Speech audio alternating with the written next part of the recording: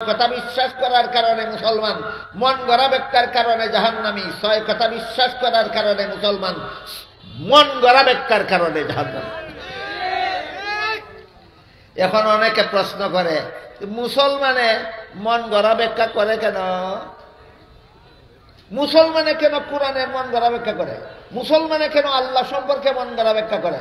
মুসলমানে কেন নবী রসুল সম্পর্কে মন গড়া ব্যাখ্যা করে? আরেক প্রশ্ন যাকে কিনা আমি মুসলমান, আমি সরলভাবে আল্লাহর সহি ব্যাখ্যা মতো আল্লাহ বিশ্বাস করব, আমি মুসলমান সহি ব্যাখ্যা মতো কোরআন বিশ্বাস করব, আমি মুসলমান সহি ব্যাখ্যা মতো নবী রসুল বিশ্বাস করব। এখানে 72 দল মুসলমান, মুসলমান হওয়া সত্ত্বেও মন গড়া ব্যাখ্যা করে জাহান্নামে গেল কেন? আল্লাহ রসুল হাদিস শরীফে এই প্রশ্নের বড় চমৎকার জবাব দিয়েছেন। যারা শুনে না, জানে না, এরাই প্রশ্ন করে। মজার প্রশ্ন। কয় সব মুসলমানের আল্লাহ এক, সব মুসলমানের নবী এক, সব মুসলমানের কলেমা এক, সব মুসলমানের কোরআন এক, সব মুসলমানের কেবলা এক, মুসলমানের এত দলাদলি কেন? এটা জানবার লাগি প্রশ্ন করে না, যে মজা করবার লাগি প্রশ্ন করে। বিসমিল্লাহির রাহমানির রাহিম। ونبينا ومولانا محمدا عبده ورسوله صلى الله تعالى عليه وعلى آله وأصحابه وبارك وسلم. أما بعد فأعوذ بالله من الشيطان الرجيم. بسم الله الرحمن الرحيم. وأن هذا صراطي مستقيما فاتبعوه ولا تتبعوا السبل فتفرق بكم عن سبيله.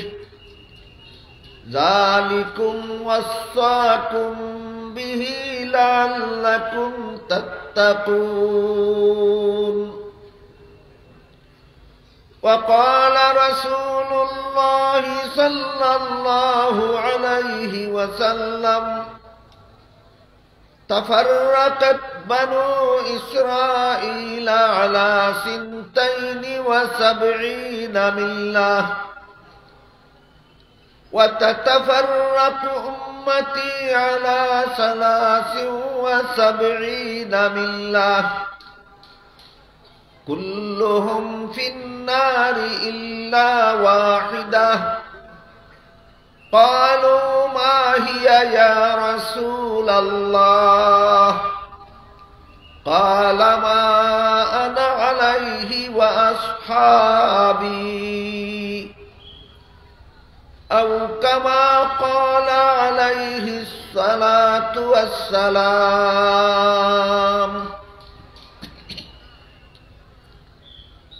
শ্রদ্ধেয় সভাপতি হযরত উলামায়ে কেরাম, সম্মানিত সুধী সমাজ, দূর দূরান্ত থেকে আগত সর্বস্তরের মুসলমান ভাইয়েরা আমার, আমি আশা করি আপনারা মুসলমান হিসাবে সকলেই জানেন যে সারা দুনিয়ার সমস্ত মানুষের আদি পিতা হলেন হযরত আদম আলাইহিস সালাম।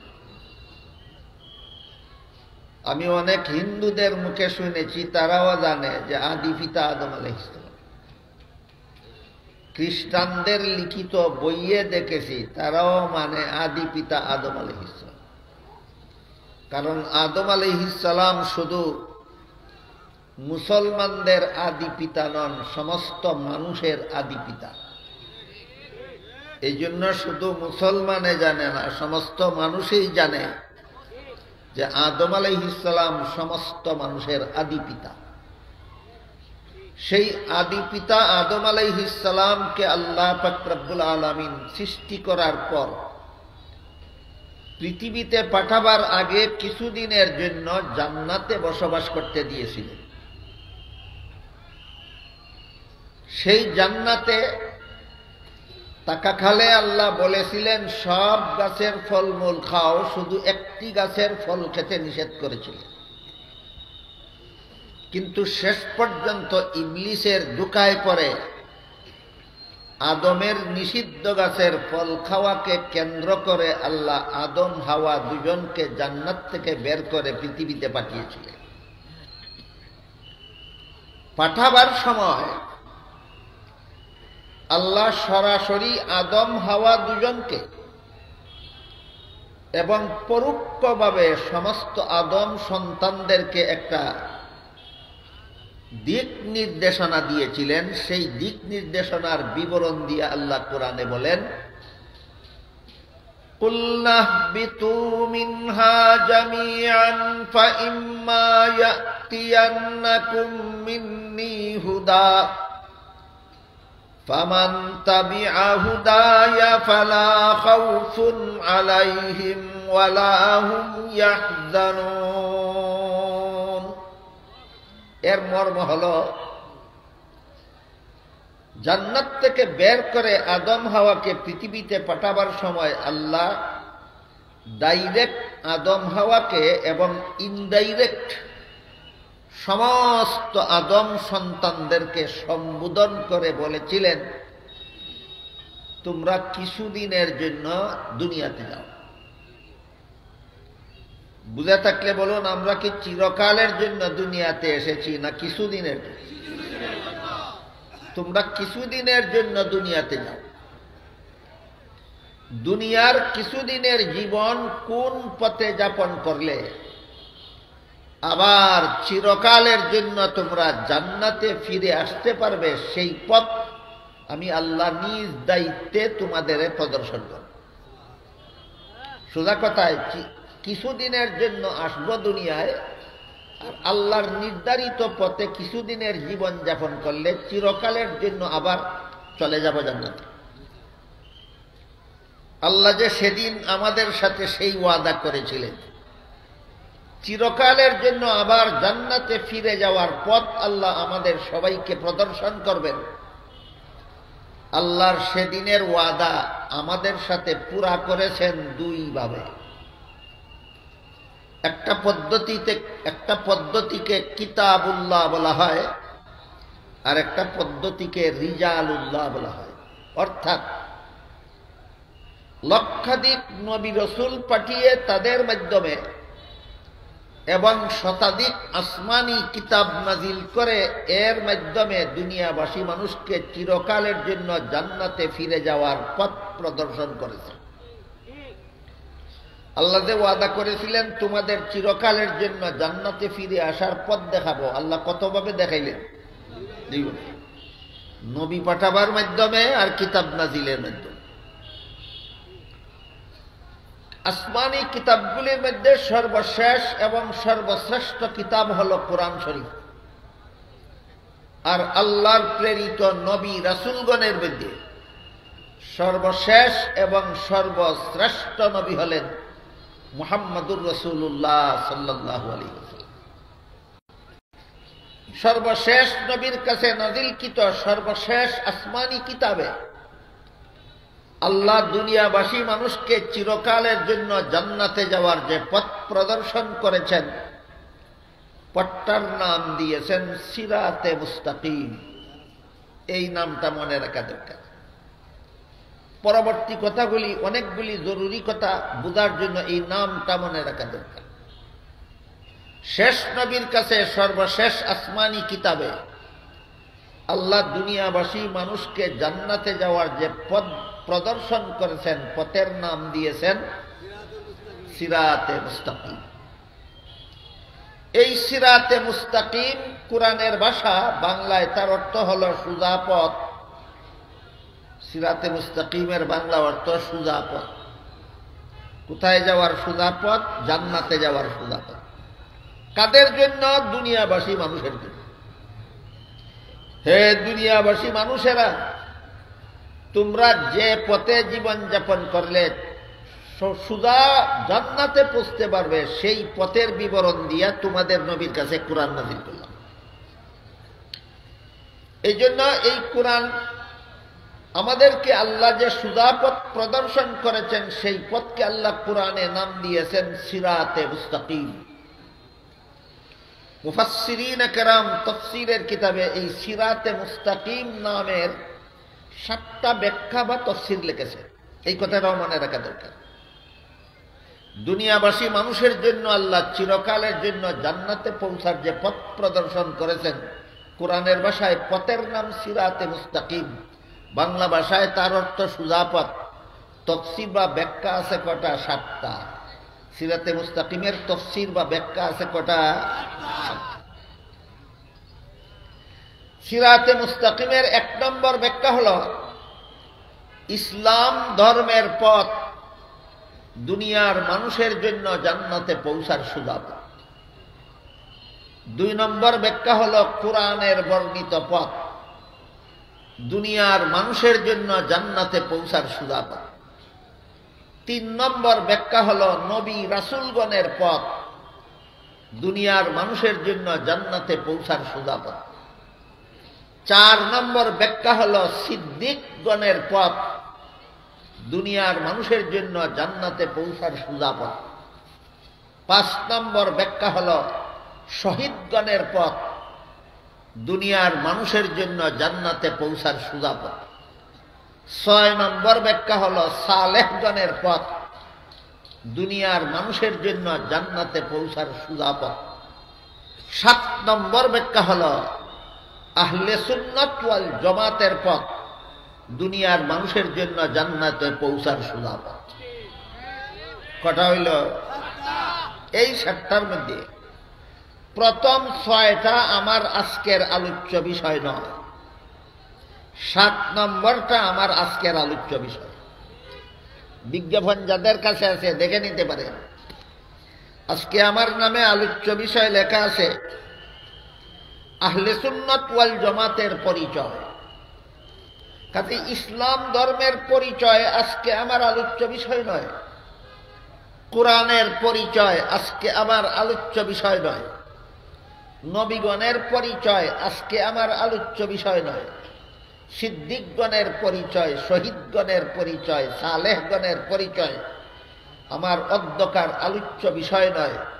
আজকের একমাত্র আলোচ্য বিষয় আমার আহলে সুন্নাত ওয়াল জামাতের পরিচয়। তাহলে আহলে সুন্নাত ওয়াল জামাত সিরাতে মুস্তাকিম আসলে পরে এই পরিচয়টা সহজে বুঝে আসবে ইনশাআল্লাহ। এবং সেটা হলো এক হাদিসে উল্লেখ আছে রাসূল করিম সাল্লাল্লাহু আলাইহি ওয়াসাল্লামকে হযরত জিবরিল আলাইহিস সালাম জিজ্ঞাসা করেছিলেন মাল ঈমান। ঈমান এর অর্থ হলো ঈমান কাকে বলে? মুহাদ্দিসিনে কেরামের পরিভাষায় হাদিসটাকে হাদিসে আহলে সুন্নাত বুঝবো কোথা থেকে? আহলে সুন্নাত বুঝার জন্য এটা পূর্ব শর্ত। আগে বুঝতে হবে, জানতে হবে, বিশ্বাস করতে হবে যে আমার রাসূল বলেছেন 6 কথা বিশ্বাস করার নাম ঈমান। এই 6 কথা হাদিসে জিবরিলে উল্লেখ আছে, আরো বিভিন্ন হাদিসে উল্লেখ আছে, কোরআনের বিভিন্ন আয়াতে উল্লেখ আছে। কিন্তু যে সমস্ত সাধারণ মুসলমান কোরআন হাদিস নিজে নিজে বুঝেন না, তারা এই 6 কথা পাবেন কিভাবে? তাদের পাওয়ার সুবিধার জন্য আহলে সুন্নাত ওয়াল জামাতের মনীষীগণ কোরআন হাদিস থেকে 6 কথা বাছাই করে একটা কলেমার অন্তর্ভুক্ত করে দিয়েছেন। এখন আপনাদের কোরআন হাদিস ঘাটাঘাটি লাগবে না, ওই কলেমাটা বুঝে শুনে গ্রহণ করলেই আপনি ঈমানদার হয়ে যাবেন। কলেমাটার নাম হলো ঈমানে মুফাসসাল। সেখানে বলা হয়েছে আমানতু বিল্লাহি ওয়া মালাইকাতিহি, আমি আল্লাহর প্রতি বিশ্বাস স্থাপন করলাম, আল্লাহকে বিশ্বাস করলাম। আমি আল্লাহর ফেরেশতাগণে বিশ্বাসী হলাম।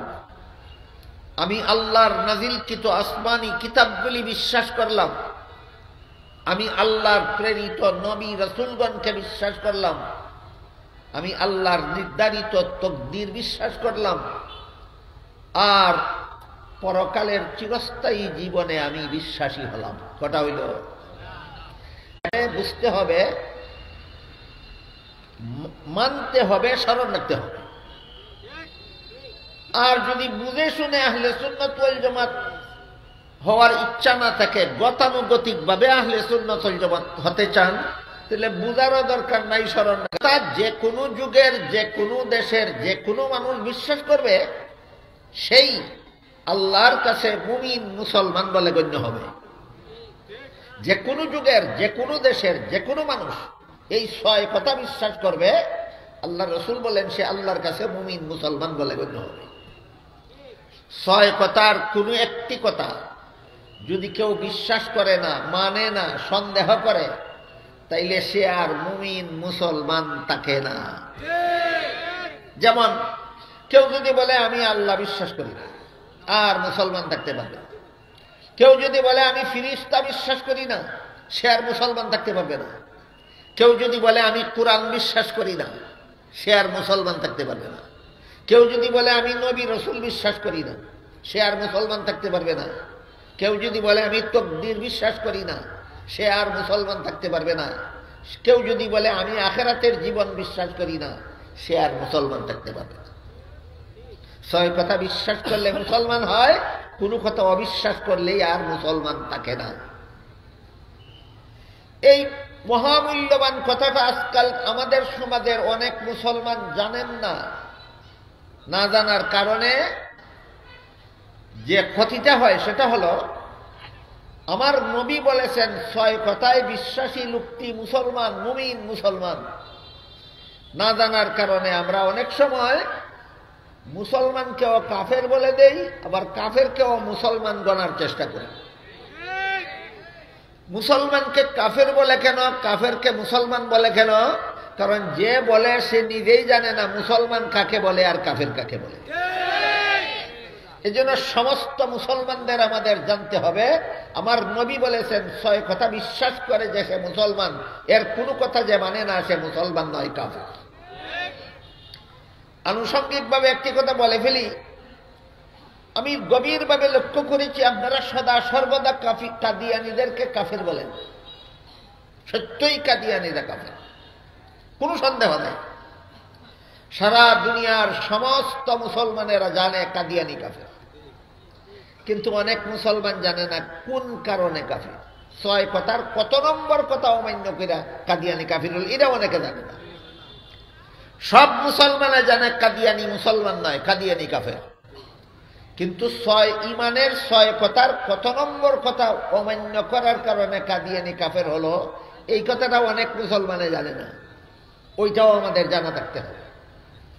বাংলাদেশে মাঝে মধ্যে কিছু বুদ্ধিজীবী গজাইয়া উঠে, বলতে থাকে ওরাও তো কলেমা পড়ে, নামাজ পড়ে, রোজা রাখে, হজ করে, যাকাত দেয়, কাফের হবে কেন? কে কাফের আর কে মুসলমান এটা সাব্যস্ত করা বুদ্ধিজীবীর কাজ নয়, এটা কোরআন হাদিসের গভীর জ্ঞানীর কাজ। নাগালে না পাওয়া অঙ্গখানা চুলকাতে যাইও না। তুমি যেটা জানো ওইটা নিয়ে নাক গলাও, যেটা জীবনে কোনোদিন লেখাপড়া করছো না এটা নিয়ে নাক গলাইও না। এদের খপ্পরে পরে আপনারাও যেন সন্দিহান হয়ে না পড়েন। এই জন্য সমস্ত মুসলমান যেহেতু আমরা বিশ্বাস করি কাদিয়ানী কাফের, আমাদের এই কথাটাও জানা থাকতে হবে ইমানের 6 কথার কত নম্বর কথা অমান্য করার কারণে কাফের। আল্লাহ পাক রব্বুল আলামিন পবিত্র কোরআনের সূরা আহজাবের 40 নম্বর আয়াতে আমাদের নবীকে একটা উপাধি দিয়েছেন, খাতামুন নবিয়্যিন। কি উপাধি? খাতামুন নবী। এই খাতামুন নবীন সম্পর্কে অনেক জরুরি কথা আছে, অনেক তত্ত্বপূর্ণ কথা আছে, অনেক তথ্যবহুল কথা আছে, যা আমার ধারণা মতে এখনো সমাজের 99% মুসলমান জানে না। আমি আপনাদের জানাতে চাই, খাতামুন নবীন যে আল্লাহ সূরা আহজাবের 40 নম্বর আয়াতে যে আল্লাহ আমাদের নবীকে একটি উপাধি দিয়েছেন খাতামুন নবীন, এই খাতামুন নবীনের তথ্যবহুল ব্যাখ্যা বিশ্লেষণ অনেক মুসলমানের জানা নাই, অথচ জানা দরকার। আমি আপনাদের জানাতে চাই, আজকে পারবো না, যদি আগামীকাল সময় পাই আবারও তখন আমি খাতামুন নবীনের তথ্য আপনাদের সামনে তুলে ধরার চেষ্টা করব। আজকের মতো শুধু এতটুকু মনে রাখি যে আল্লাহ সূরা আহজাবের 40 নম্বর আয়াতে আমাদের নবীকে একটি উপাধি দিয়েছেন, উপাধিটা হলো খাতামুন নবিয়্যিন। উপাধিটা মনে রাখুন কোরআনের ভাষায়। কি উপাধি? খাতামুন নবী। হাদিস শরীফে রাসূল করিম সাল্লাল্লাহু আলাইহি ওয়াসাল্লাম এই খাতামুন নবীনের অর্থ বর্ণনা করে বলেন, আল্লাহ তো কোরআনে বলেছেন খাতামুন নবীন, হাদিসে রাসূল এর অর্থ বলেন লা তাকুমুস সাআতু হাত্তা ইউবআসা দাজ্জালুনা কাযযাবুনা কুল্লুহুম ইয়াজআমু আন্নাহু নাবিয়্যুন ওয়া আনা খাতামুন নাবিয়্যিন লা নাবিয়্যা বাদি। এর অর্থ হলো রাসূল বলেন আমার পরে কিয়ামত পর্যন্ত যদি কেউ নবী হওয়ার দাবি করে তাহলে সে হবে মিথ্যাবাদী দাজ্জাল।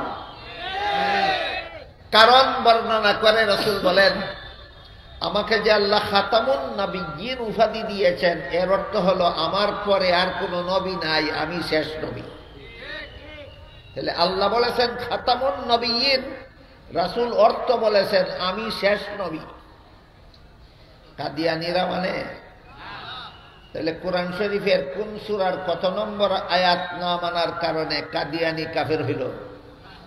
সূরা আহজাবের 40 নম্বর আয়াত অমান্য করে কাদিয়ানী কাফের হল। কোরআনের আয়াত মানে না কাদিয়ানী, এই জন্য কাফের। তাহলে ঈমানের 6 কথার কত নম্বর কথা অমান্য করে কাদিয়ানী কাফের? 3 নম্বর। 1 নম্বরে আল্লাহ বিশ্বাস করি, 2 নম্বরে ফেরেশতা বিশ্বাস করি, 3 নম্বরে কোরআন বিশ্বাস করি। এই দেখেন আপনি যেই কোরআন বিশ্বাস করে আপনারা মুসলমান, কাদিয়ানীরা সেই কোরআন মানে না। এই জন্য ঈমানের 6 কথার 3 নম্বর কথা অমান্য করার কারণে কাদিয়ানী কাফের। এই জন্য বলেছিলাম আল্লাহর রাসূল যে ঈমানের 6টা কথা বলে দিয়েছেন, এই 6 কথা বিশ্বাস করার নাম ঈমান।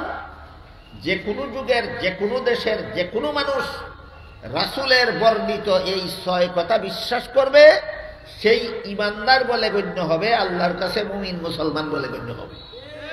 এইটুকু কথা যারা জানে না এরাই অনেক সময় মুমিন মুসলমানকেও কাফির বলে, অনেক সময় কাফির কাদিয়ানীকেও মুসলমান বলার আন্দোলন চালায়।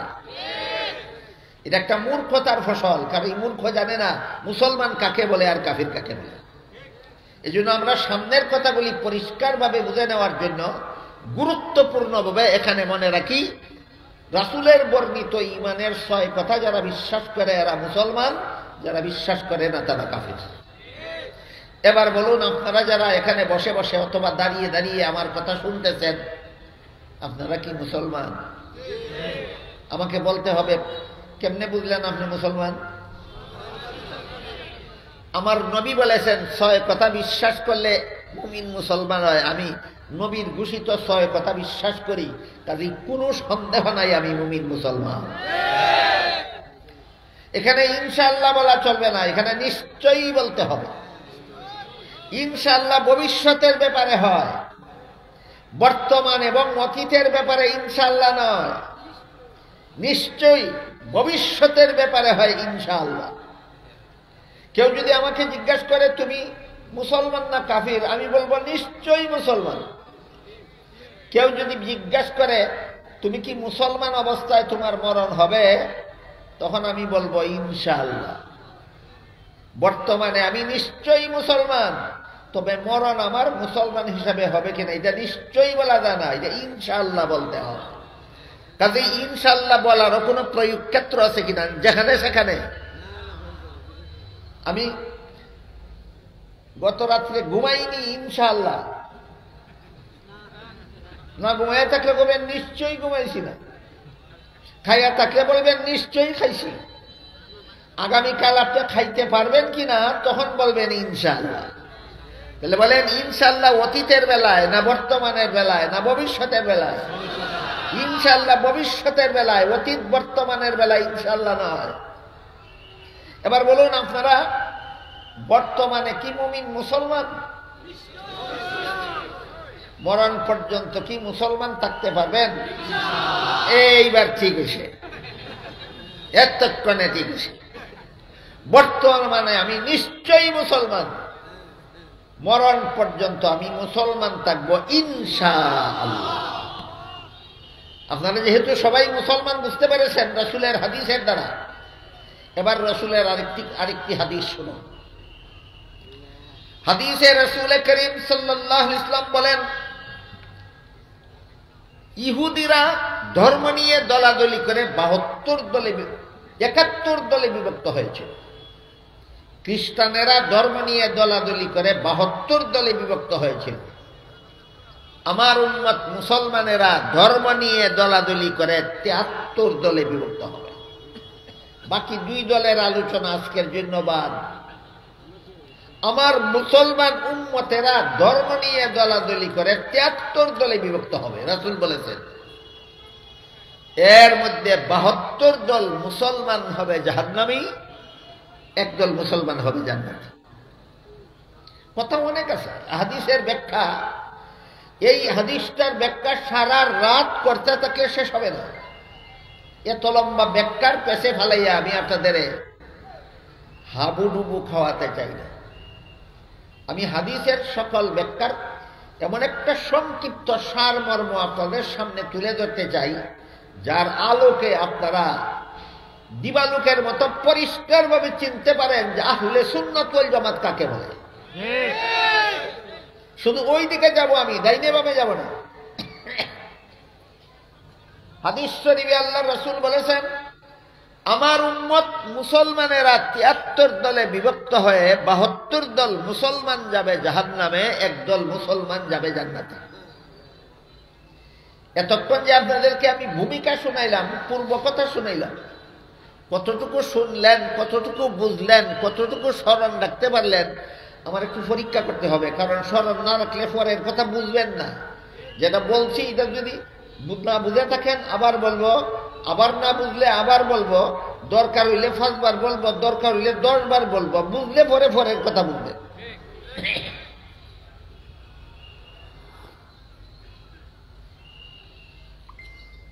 আম বানান করতে অক্ষর কটা লাগে?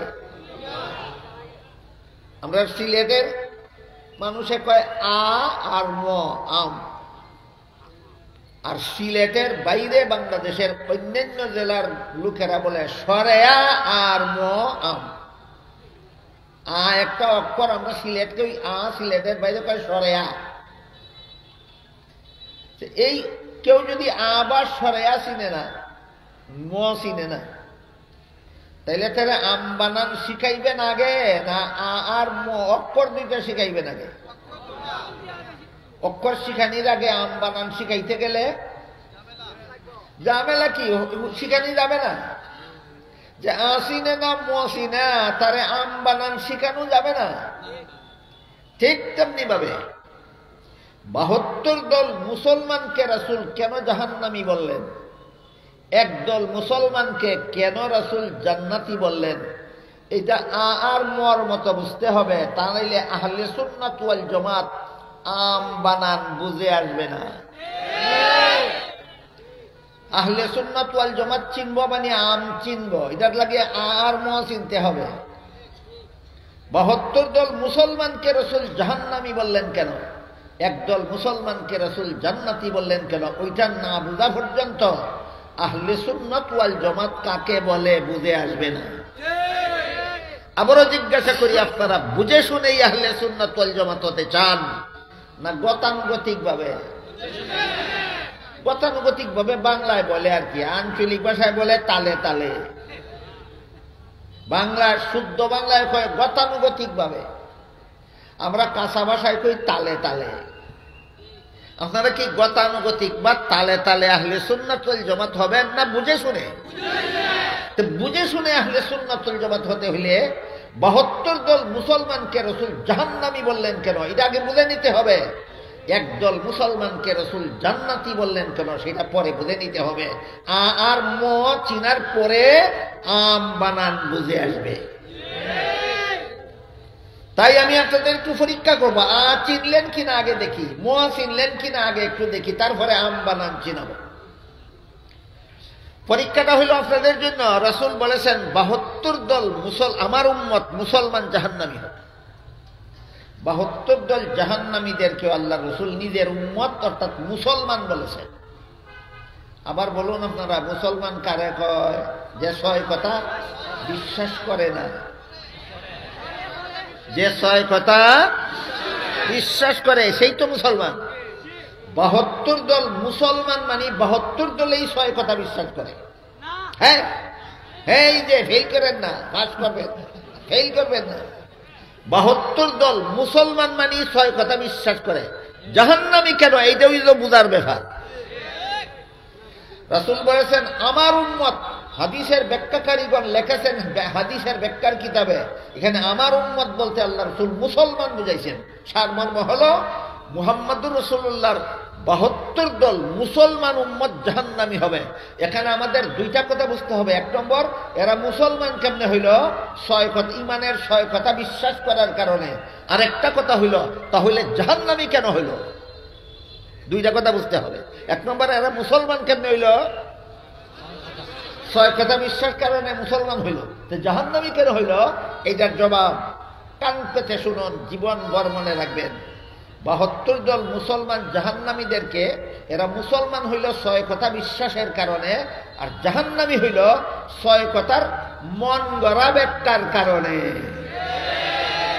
এটা মনে রাখতে হবে, তা নাইলে আম বানান বুঝে আসবে না। 72 দল মুসলমানকে রাসূল জাহান্নামী বলেছেন। মুসলমান কিভাবে হইল? 6 কথা বিশ্বাস করে মুসলমান হইল। জাহান্নামী কেন হইল? 6 কথা সহি ব্যাখ্যা মতো বিশ্বাস করে না, 6 কথা মন গড়া ব্যাখ্যা মতো বিশ্বাস করে। আল্লাহ বিশ্বাস করে মন গড়া ব্যাখ্যা মতো, ফিরিস্তা বিশ্বাস করে মন গড়া ব্যাখ্যা মতো, কুরআন বিশ্বাস করে মন গড়া ব্যাখ্যা মতো, নবী বিশ্বাস করে মন গড়া ব্যাখ্যা মতো, তকদির বিশ্বাস করে মন গড়া ব্যাখ্যা মতো, আখিরাত বিশ্বাস করে মন গড়া ব্যাখ্যা মতো। বিশ্বাস করার কারণে মুসলমান, মন গড়া ব্যাখ্যার কারণে জাহান্নামী। মেহেরবানি করে বুঝার চেষ্টা করবেন প্রথমে, দ্বিতীয় পর্যায়ে মনে রাখার চেষ্টা করবেন, তারপরে জীবন অন্তরে বিশ্বাস করার চেষ্টা করবেন। যদি মনে করেন মনে থাকবে না, তাহলে লিখে নিতে পারেন। যদি মনে করেন লিখতে পারবেন না, কাগজ কলম সাথে নাই, রেকর্ড করে নেবেন। যদি মনে করেন আমার কাছে রেকর্ডারও নাই, কাগজ কলমও নাই, আমার লেখা বই আছে আহলে সুন্নাত ওয়াল জামাতের পরিচয়, আমি আপনাদের জন্য লেখা রাখছি, আমার ড্রাইভারের কাছ থেকে সংগ্রহ করলে এই যে দেখতে লেখা পাবেন। ব্যবসার জন্য বলছি না। এই পর্যন্ত আমার 500-র বেশি বই আমার লিখিত প্রকাশ হয়েছে। একটাও আমার পয়সায় ছাপি না, অন্যরার পয়সায় ছাপে। বিক্রি হইলে লাভও তারার, বিক্রি না হইলে লোকসানও তারার। আমার 1 পয়সা লাভও নাই, লোকসানও নাই। আমার বইয়ের মধ্যে যে পাইবেন কইছি, বই বিক্রি হইলে আমার কোনো লাভ আছে? কইলাম কেন? আমার পাওয়ার একটা ঠিকানা জানাইবার জন্য কইছি। অনেকেই অনেক কথার ভুল ব্যাখ্যা করে। এই কথাটার ভুল ব্যাখ্যা কেউ ইচ্ছা করলে করতে পারে যে উনি আবার ফাঁকি দিয়ে উনার বই লেখা আছে, আমরা নিবার লাগি পেয়ে গেছে, নিশ্চয়ই একটা ব্যবসা করে গেছে। আমার 1 পয়সার ব্যবসা নাই। আমার লেখা বই আছে আহলে সুন্নাত ওয়াল জামাত পরিচিতি। এই বইয়ের মধ্যে 72 দল মুসলমান কেমনে হইল, জাহান্নামী কেন হবে, আরো যত কথা সামনে আছে সব আমার বইয়ে লেখা আছে। তো আমরা মনে রাখি, হাদিস শরীফে রাসূল বলেছেন আমার মুসলমান উম্মত 73 দলে বিভক্ত হয়ে 72 দল উম্মত মুসলমান আমার জাহান্নামী হবে। আপনাদের বলতে হবে 72 দল জাহান্নামীকে আল্লাহ রাসূল কাফির বলেছেন না মুসলমান? কেমনে মুসলমান হইল? 6 কথা বিশ্বাস করে মুসলমান হইল। এবার বলেন জাহান্নামী কেন হইল? মন গড়া ব্যাখ্যার কারণে। 6 কথা বিশ্বাস করার কারণে মুসলমান, মন গড়া ব্যাখ্যার কারণে জাহান্নামী। 6 কথা বিশ্বাস করার কারণে মুসলমান, মন গড়া ব্যাখ্যার কারণে জাহান্নামী। 6 কথা বিশ্বাস করার কারণে মুসলমান, মন গড়া ব্যাখ্যার কারণে জাহান্নামী। এখন অনেকে প্রশ্ন করে, মুসলমানে মন গড়া ব্যাখ্যা করে কেন? মুসলমানে কেন কোরআনের মন গড়া ব্যাখ্যা করে? মুসলমানে কেন আল্লাহ সম্পর্কে মন গড়া ব্যাখ্যা করে? মুসলমানে কেন নবী রাসূল সম্পর্কে মন গড়া ব্যাখ্যা করে? আরেক প্রশ্ন যাকে কিনা আমি মুসলমান, আমি সরলভাবে আল্লাহর সহি ব্যাখ্যা মতো আল্লাহ বিশ্বাস করব, আমি মুসলমান সহি ব্যাখ্যা মতো কোরআন বিশ্বাস করব, আমি মুসলমান সহি ব্যাখ্যা মতো নবী রাসূল বিশ্বাস করব। এখানে 72 দল মুসলমান হওয়া সত্ত্বেও মন গড়া ব্যাখ্যা করে জাহান্নামে গেল কেন? আল্লাহ রাসূল হাদিস শরীফে এই প্রশ্নের বড় চমৎকার জবাব দিয়েছেন। যারা শুনে না, জানে না, এরাই প্রশ্ন করে। মজার প্রশ্ন। কয় সব মুসলমানের আল্লাহ এক, সব মুসলমানের নবী এক, সব মুসলমানের কলেমা এক, সব মুসলমানের কোরআন এক, সব মুসলমানের কেবলা এক। মুসলমানের এত দলাদলি কেন? এটা জানবার লাগি প্রশ্ন করে না, যে মজা করবার লাগি প্রশ্ন করে, রহস্য করার জন্য, কৌতুক করার জন্য প্রশ্ন করে। এই সমস্ত প্রশ্নকারীদের অন্তর সৎ নয়, অসৎ। কোন প্রশ্নকারীর মনে উদ্দেশ্য তাকে জানতে চায়, আর কোন প্রশ্নকারীর উদ্দেশ্য জানার উদ্দেশ্যে প্রশ্ন করেই না, প্রশ্নে করেই বেড়াজাল ফালাইয়া সত্য জিনিস এড়াইয়া চলার জন্য। এই প্রশ্নটা যারা করে এরা জানার জন্য প্রশ্ন করে না, এরা আলেমদেরকে বেড়াজালে ফেলাইয়া মন গড়া জীবনে চলার রাস্তা সুগম করে নিতে চায়। আপনারা যদি কেউ সরল মনে জানতে চান, যারা অসৎ উদ্দেশ্যে প্রশ্ন করে এদের জবাব দেওয়ার কোনো দরকার নাই। আপনারা যদি কেউ সৎ উদ্দেশ্যে জানতে চান যে 72 দল মুসলমান আল্লাহ সম্পর্কে মন গড়া ব্যাখ্যা করতে গেল কেন, 72 দল মুসলমান নবী সম্পর্কে মন গড়া ব্যাখ্যা করতে গেল কেন, 72 দল মুসলমান কোরআনের মন গড়া ব্যাখ্যা করতে গেল কেন, আমি জানতে চাই। হাদিস শরীফে আল্লাহ রাসূল কারণ বলে দিয়েছেন, এবার জানুন, শুনুন। রাসূল বড় চমৎকার একটা উদাহরণ দিয়ে বুঝাইছে যে এরা মন গড়া ব্যাখ্যার পথে কেন গেল। রাসূল বলেন, একটা রোগের উদাহরণ দিয়ে রাসূল কারণটা বুঝাইছেন। রোগটার নাম হইল, হাদিসের ভাষায় বলা হয়েছে রোগটার নাম কালাব। হাদিসের রোগটার নাম বলা হয়েছে কালাব, বাংলায় এই রোগটার নাম কয় জলাতঙ্ক রোগ। জলাতঙ্ক একটা রোগ আছে, আপনাদের জানা না থাকলে যে কোনো ডাক্তার সাহেবকে জিজ্ঞাসা করবেন। জলাতঙ্ক রোগটা মূলত কুকুরের হয়। যেই কুকুরের জলাতঙ্ক রোগ হয় সে পাগল হয়ে এলোপাতারি মানুষকে কামড়ায়। এই জলাতঙ্ক রোগে আক্রান্ত পাগলা কুকুরের কামড়ের বিষ মানুষের শরীরের রক্তের কণায় কণায় মিশে যায়, তখন ওই কামড় খাওয়া মানুষটাও জলাতঙ্ক রোগে আক্রান্ত হয়ে যায়। তার আলামত হলো পানির পিপাসায় কলিজা ফেটে মারা যায়, কিন্তু পানি দেখলে পান করবে দূরের কথা, কাছে যেতেও ভয় পায়। এই হলো জলাতঙ্ক রোগের লক্ষণ।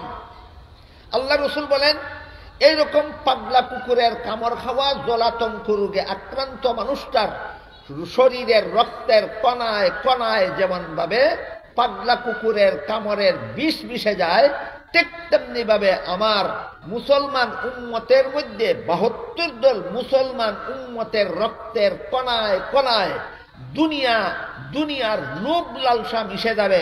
এইরকম দুনিয়ার লোভে পরে এরা ইমানের সয় কথার মন গড়া ব্যাখ্যা করবে। একটা একটা করে প্রশ্ন এবং জবাব বোঝা দরকার, স্মরণ রাখা দরকার। 1 নম্বর প্রশ্ন হইল, 72 দলকে যে আল্লাহ রাসূল জাহান্নামী বলেছেন, এরা অমুসলমান না মুসলমান? মুসলমান কেমনে হয়েছিল? 6 কথা বিশ্বাস করি। 2 নম্বর প্রশ্ন হইল, মুসলমান হইয়া থাকলে জাহান্নামী কেন? মন গড়া ব্যাখ্যার কারণে। 3 নম্বর প্রশ্ন হইল, মুসলমান হইয়া ইমানের কথাগুলিরে মন গড়া ব্যাখ্যা করতে গেল কেন? যদি সহি ব্যাখ্যা মানে দুনিয়ার স্বার্থ হাসিল হয় না, সহি ব্যাখ্যা মানলে দুনিয়ার স্বার্থ হাসিল হয় না। এই জন্য কোরআনের মন গড়া ব্যাখ্যা করে, কোরআন মানি কথাটাও যেন ঠিক থাকে, আর দুনিয়ার স্বার্থটাও যেন হাসিল হয়। দেখুন তো রাসূলের উদাহরণ এবং আপনাদের সাথে বুঝের সাথে মিল হয়েছে কিনা? তাহলে এইরকম প্রশ্ন যারা করে, সব মুসলমানের আল্লাহ এক, সব মুসলমানের নবী এক, সব মুসলমানের কলেমা এক, সব মুসলমানের কেবলা এক, মুসলমানের এত দলাদলি কেন? এই প্রশ্নের কোনো জবাব হাদিসে নাই। কি জবাব? কি জবাব? সব মুসলমানের কোরআন তো একই, 72 দলে 72 ভাবে ব্যাখ্যা করে এমন গড়া মতো কেন? শুদ্ধ ব্যাখ্যা মেনে নিলে তার দুনিয়ার স্বার্থ হাসিল হয় না। আল্লাহ সম্পর্কে 72 রকমের ব্যাখ্যা মন গড়া ব্যাখ্যা করে কেন? আল্লাহ সম্পর্কে সহি ব্যাখ্যা মেনে নিলে তার দুনিয়ার স্বার্থ হাসিল হয় না। নবী সম্পর্কে 72 রকমের ব্যাখ্যা করে জাহান্নামে যায় কেন? সহি ব্যাখ্যা, নবী সম্পর্কে সহি ব্যাখ্যা মেনে নিলে তার দুনিয়ার স্বার্থ হাসিল হয় না। আমি কি আপনাদের বুঝাতে পারলাম? মুসলমানের দল 6 কথা বিশ্বাস করা সত্ত্বেও ইমানের ছয় কথার মন গড়া ব্যাখ্যার দিকে যায় কেন? সহি ব্যাখ্যা মানলে দুনিয়ার স্বার্থ হাসিল হয় না। এই জন্য দুনিয়ার স্বার্থটা বজায় রাখার জন্য এরা আল্লাহ সম্পর্কে মন গড়া ব্যাখ্যা শুরু করে দেয়, নবী সম্পর্কে মন গড়া ব্যাখ্যা শুরু করে দেয়। আপনারা যদি কষ্ট স্বীকার করে ধারাবাহিকভাবে বসে বসে শুনুন, আমি কিছুটা উদাহরণ দেওয়ার চেষ্টা করব। আমাদের সমাজের কত হাজার কত লক্ষ মুসলমান মন গড়া ব্যাখ্যা মতো নবী বানায়। আমাদের সমাজে লক্ষ লক্ষ মুসলমান আছে যারা সহি ব্যাখ্যা মতো নবী মানে না, নবী মানে মন গড়া ব্যাখ্যা মতো। তাদের ব্যাখ্যা মতো, তাদের মন গড়া ব্যাখ্যা যারা নবীর বেলায়, তাদের মন গড়া ব্যাখ্যা যারা মানে না, এদের বিরুদ্ধে আন্দোলন শুরু করে দেয়, বলে নবী মানে না। বলেন নবী মানে না, না নবীর বেলায় মন গড়া ব্যাখ্যা মানে না? নবী মানে না, না নবীর বেলায় তার মন গড়া ব্যাখ্যাটা যখন কেউ মানে না, তখন তারে সমাজে বদনাম করার জন্য বলে দেয় নবী মানে না। কাহিনীটা কি আমি আপনাদের বুঝাতে পারলাম? বুঝা থাকলে বলুন, আসলে এই নবী মানে না, না তার মন গড়া ব্যাখ্যা মানে না? মন গড়া ব্যাখ্যা মানে না। নবী সম্পর্কে মন গড়া ব্যাখ্যা সর্বপ্রথম করেছিল খ্রিস্টানেরা। সহিহ বুখারী শরীফের এক হাদিসে উল্লেখ আছে, রাসূল করিম সাল্লাল্লাহু আলাইহি ওয়াসাল্লাম বলেন, লা তুত্রুনি কামা আত্রাতিন নাসারা ঈসা ইবনে মারইয়াম ফাইন্নী আব্দুল্লাহি ওয়া রাসূলুহু ওয়ালাকিন কুলু আব্দুল্লাহি ওয়া রাসূলুহু। রাসূল বলেন, হে আমার উম্মত মুসলমানেরা, খ্রিস্টানেরা যাবে নবী মন গড়া ব্যাখ্যা মতে নবী মানছিল, তোমরা এইভাবে আমার বেলায় মন গড়া ব্যাখ্যা মতে নবী মানার পথে যাইও না। নবী কি বলেছেন আমাদেরকে? খ্রিস্টানদের মতো মন গড়া ব্যাখ্যায় নবী মানতাম না সহি ব্যাখ্যায়? আপনারা ধৈর্য ধরে বসে শুনলে আমি ইনশাআল্লাহ শেষ পর্যন্ত বলবো, আল্লাহ মানার সহি ব্যাখ্যা পাওয়া যায় কোথায়, নবী মানার সহি ব্যাখ্যা পাওয়া যায় কোথায়, সেখানে যাব।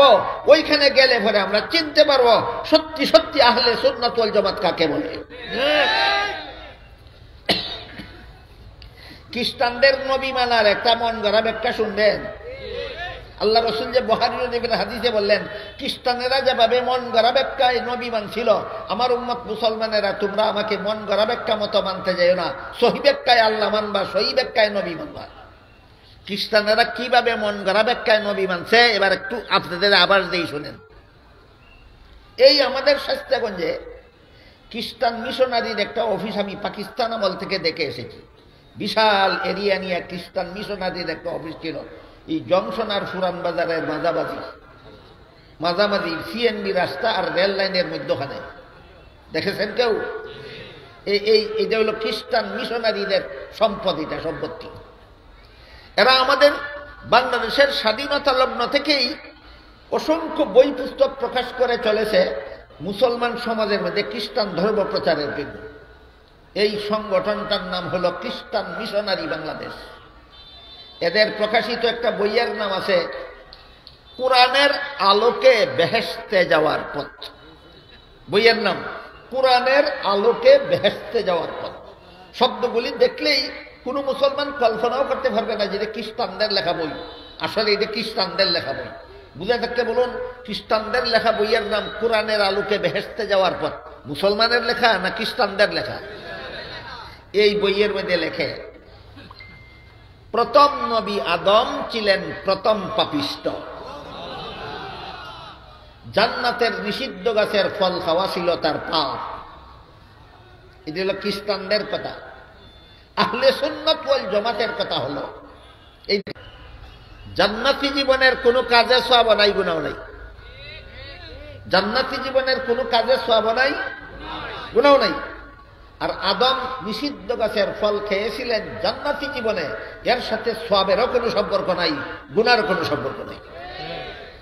আমার কথা বুঝা থাকলে বলুন, খ্রিস্টানদের ধর্ম বিশ্বাস হলো নিষ্পাপ, সকল নবী পাপিষ্ট।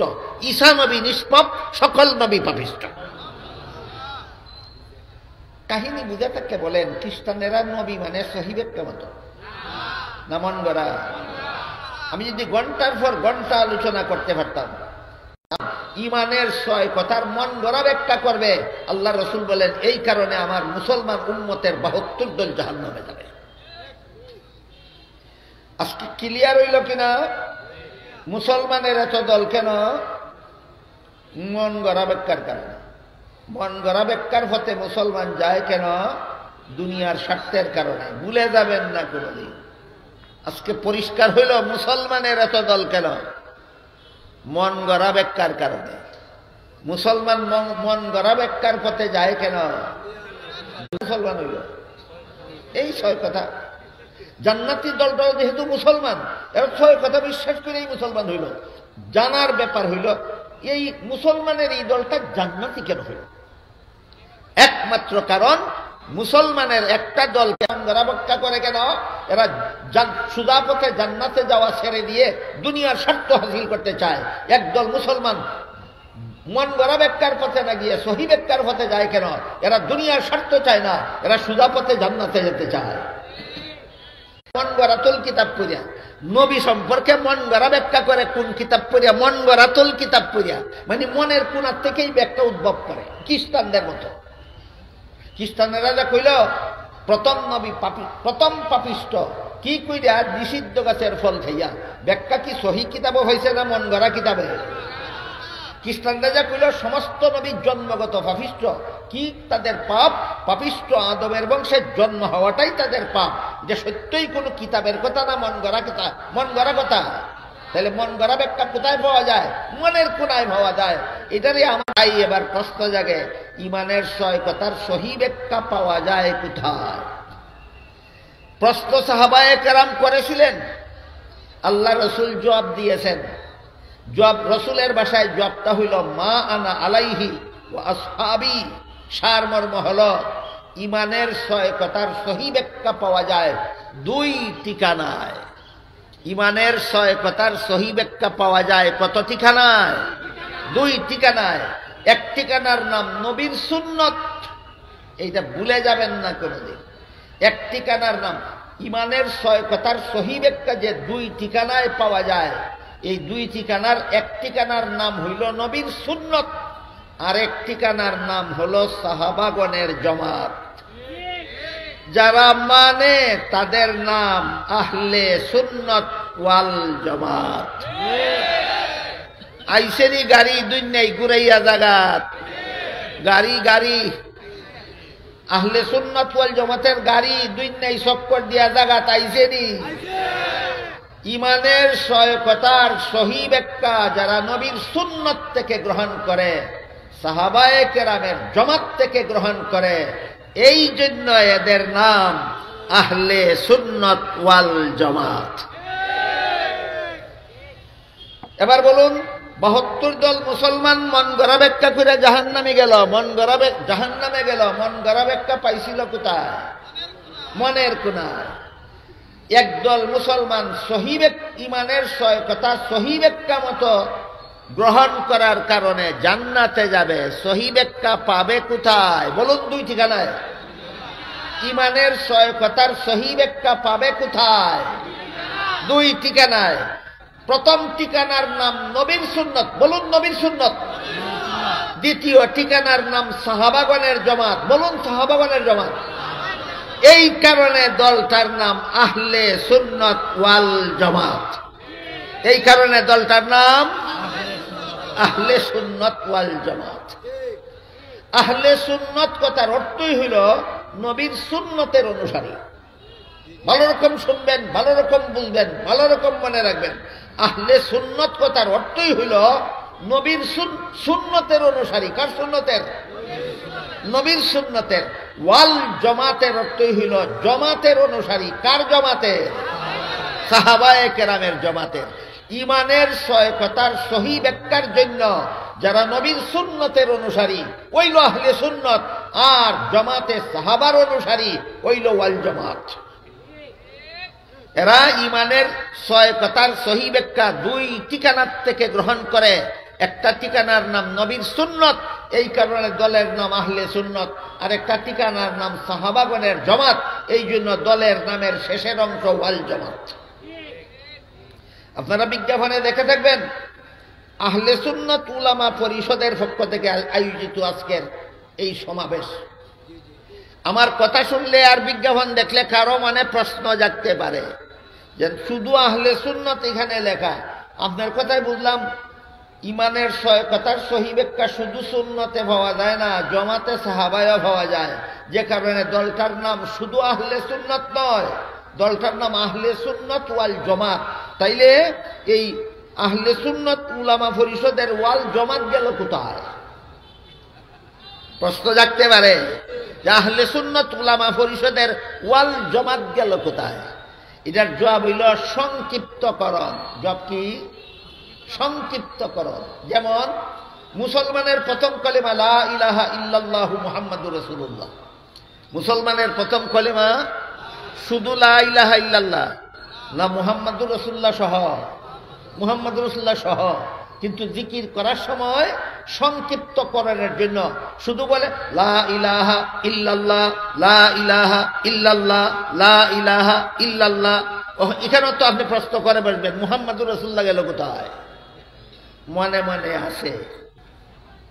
একজনে লা ইলাহা ইল্লাল্লাহ জিকির করে, লা ইলাহা ইল্লাল্লাহ জিকির করে, কলেমা তো শুধু লা ইলাহা ইল্লাল্লাহ না, কলেমা তো লা ইলাহা ইল্লাল্লাহু মুহাম্মাদুর রাসূলুল্লাহ। এই নিয়ে তুমি যে লা ইলাহা ইল্লাল্লাহ জিকির করো, অর্ধেক কলেমার জিকির করো, বাকি অর্ধেক গেল কোথায়?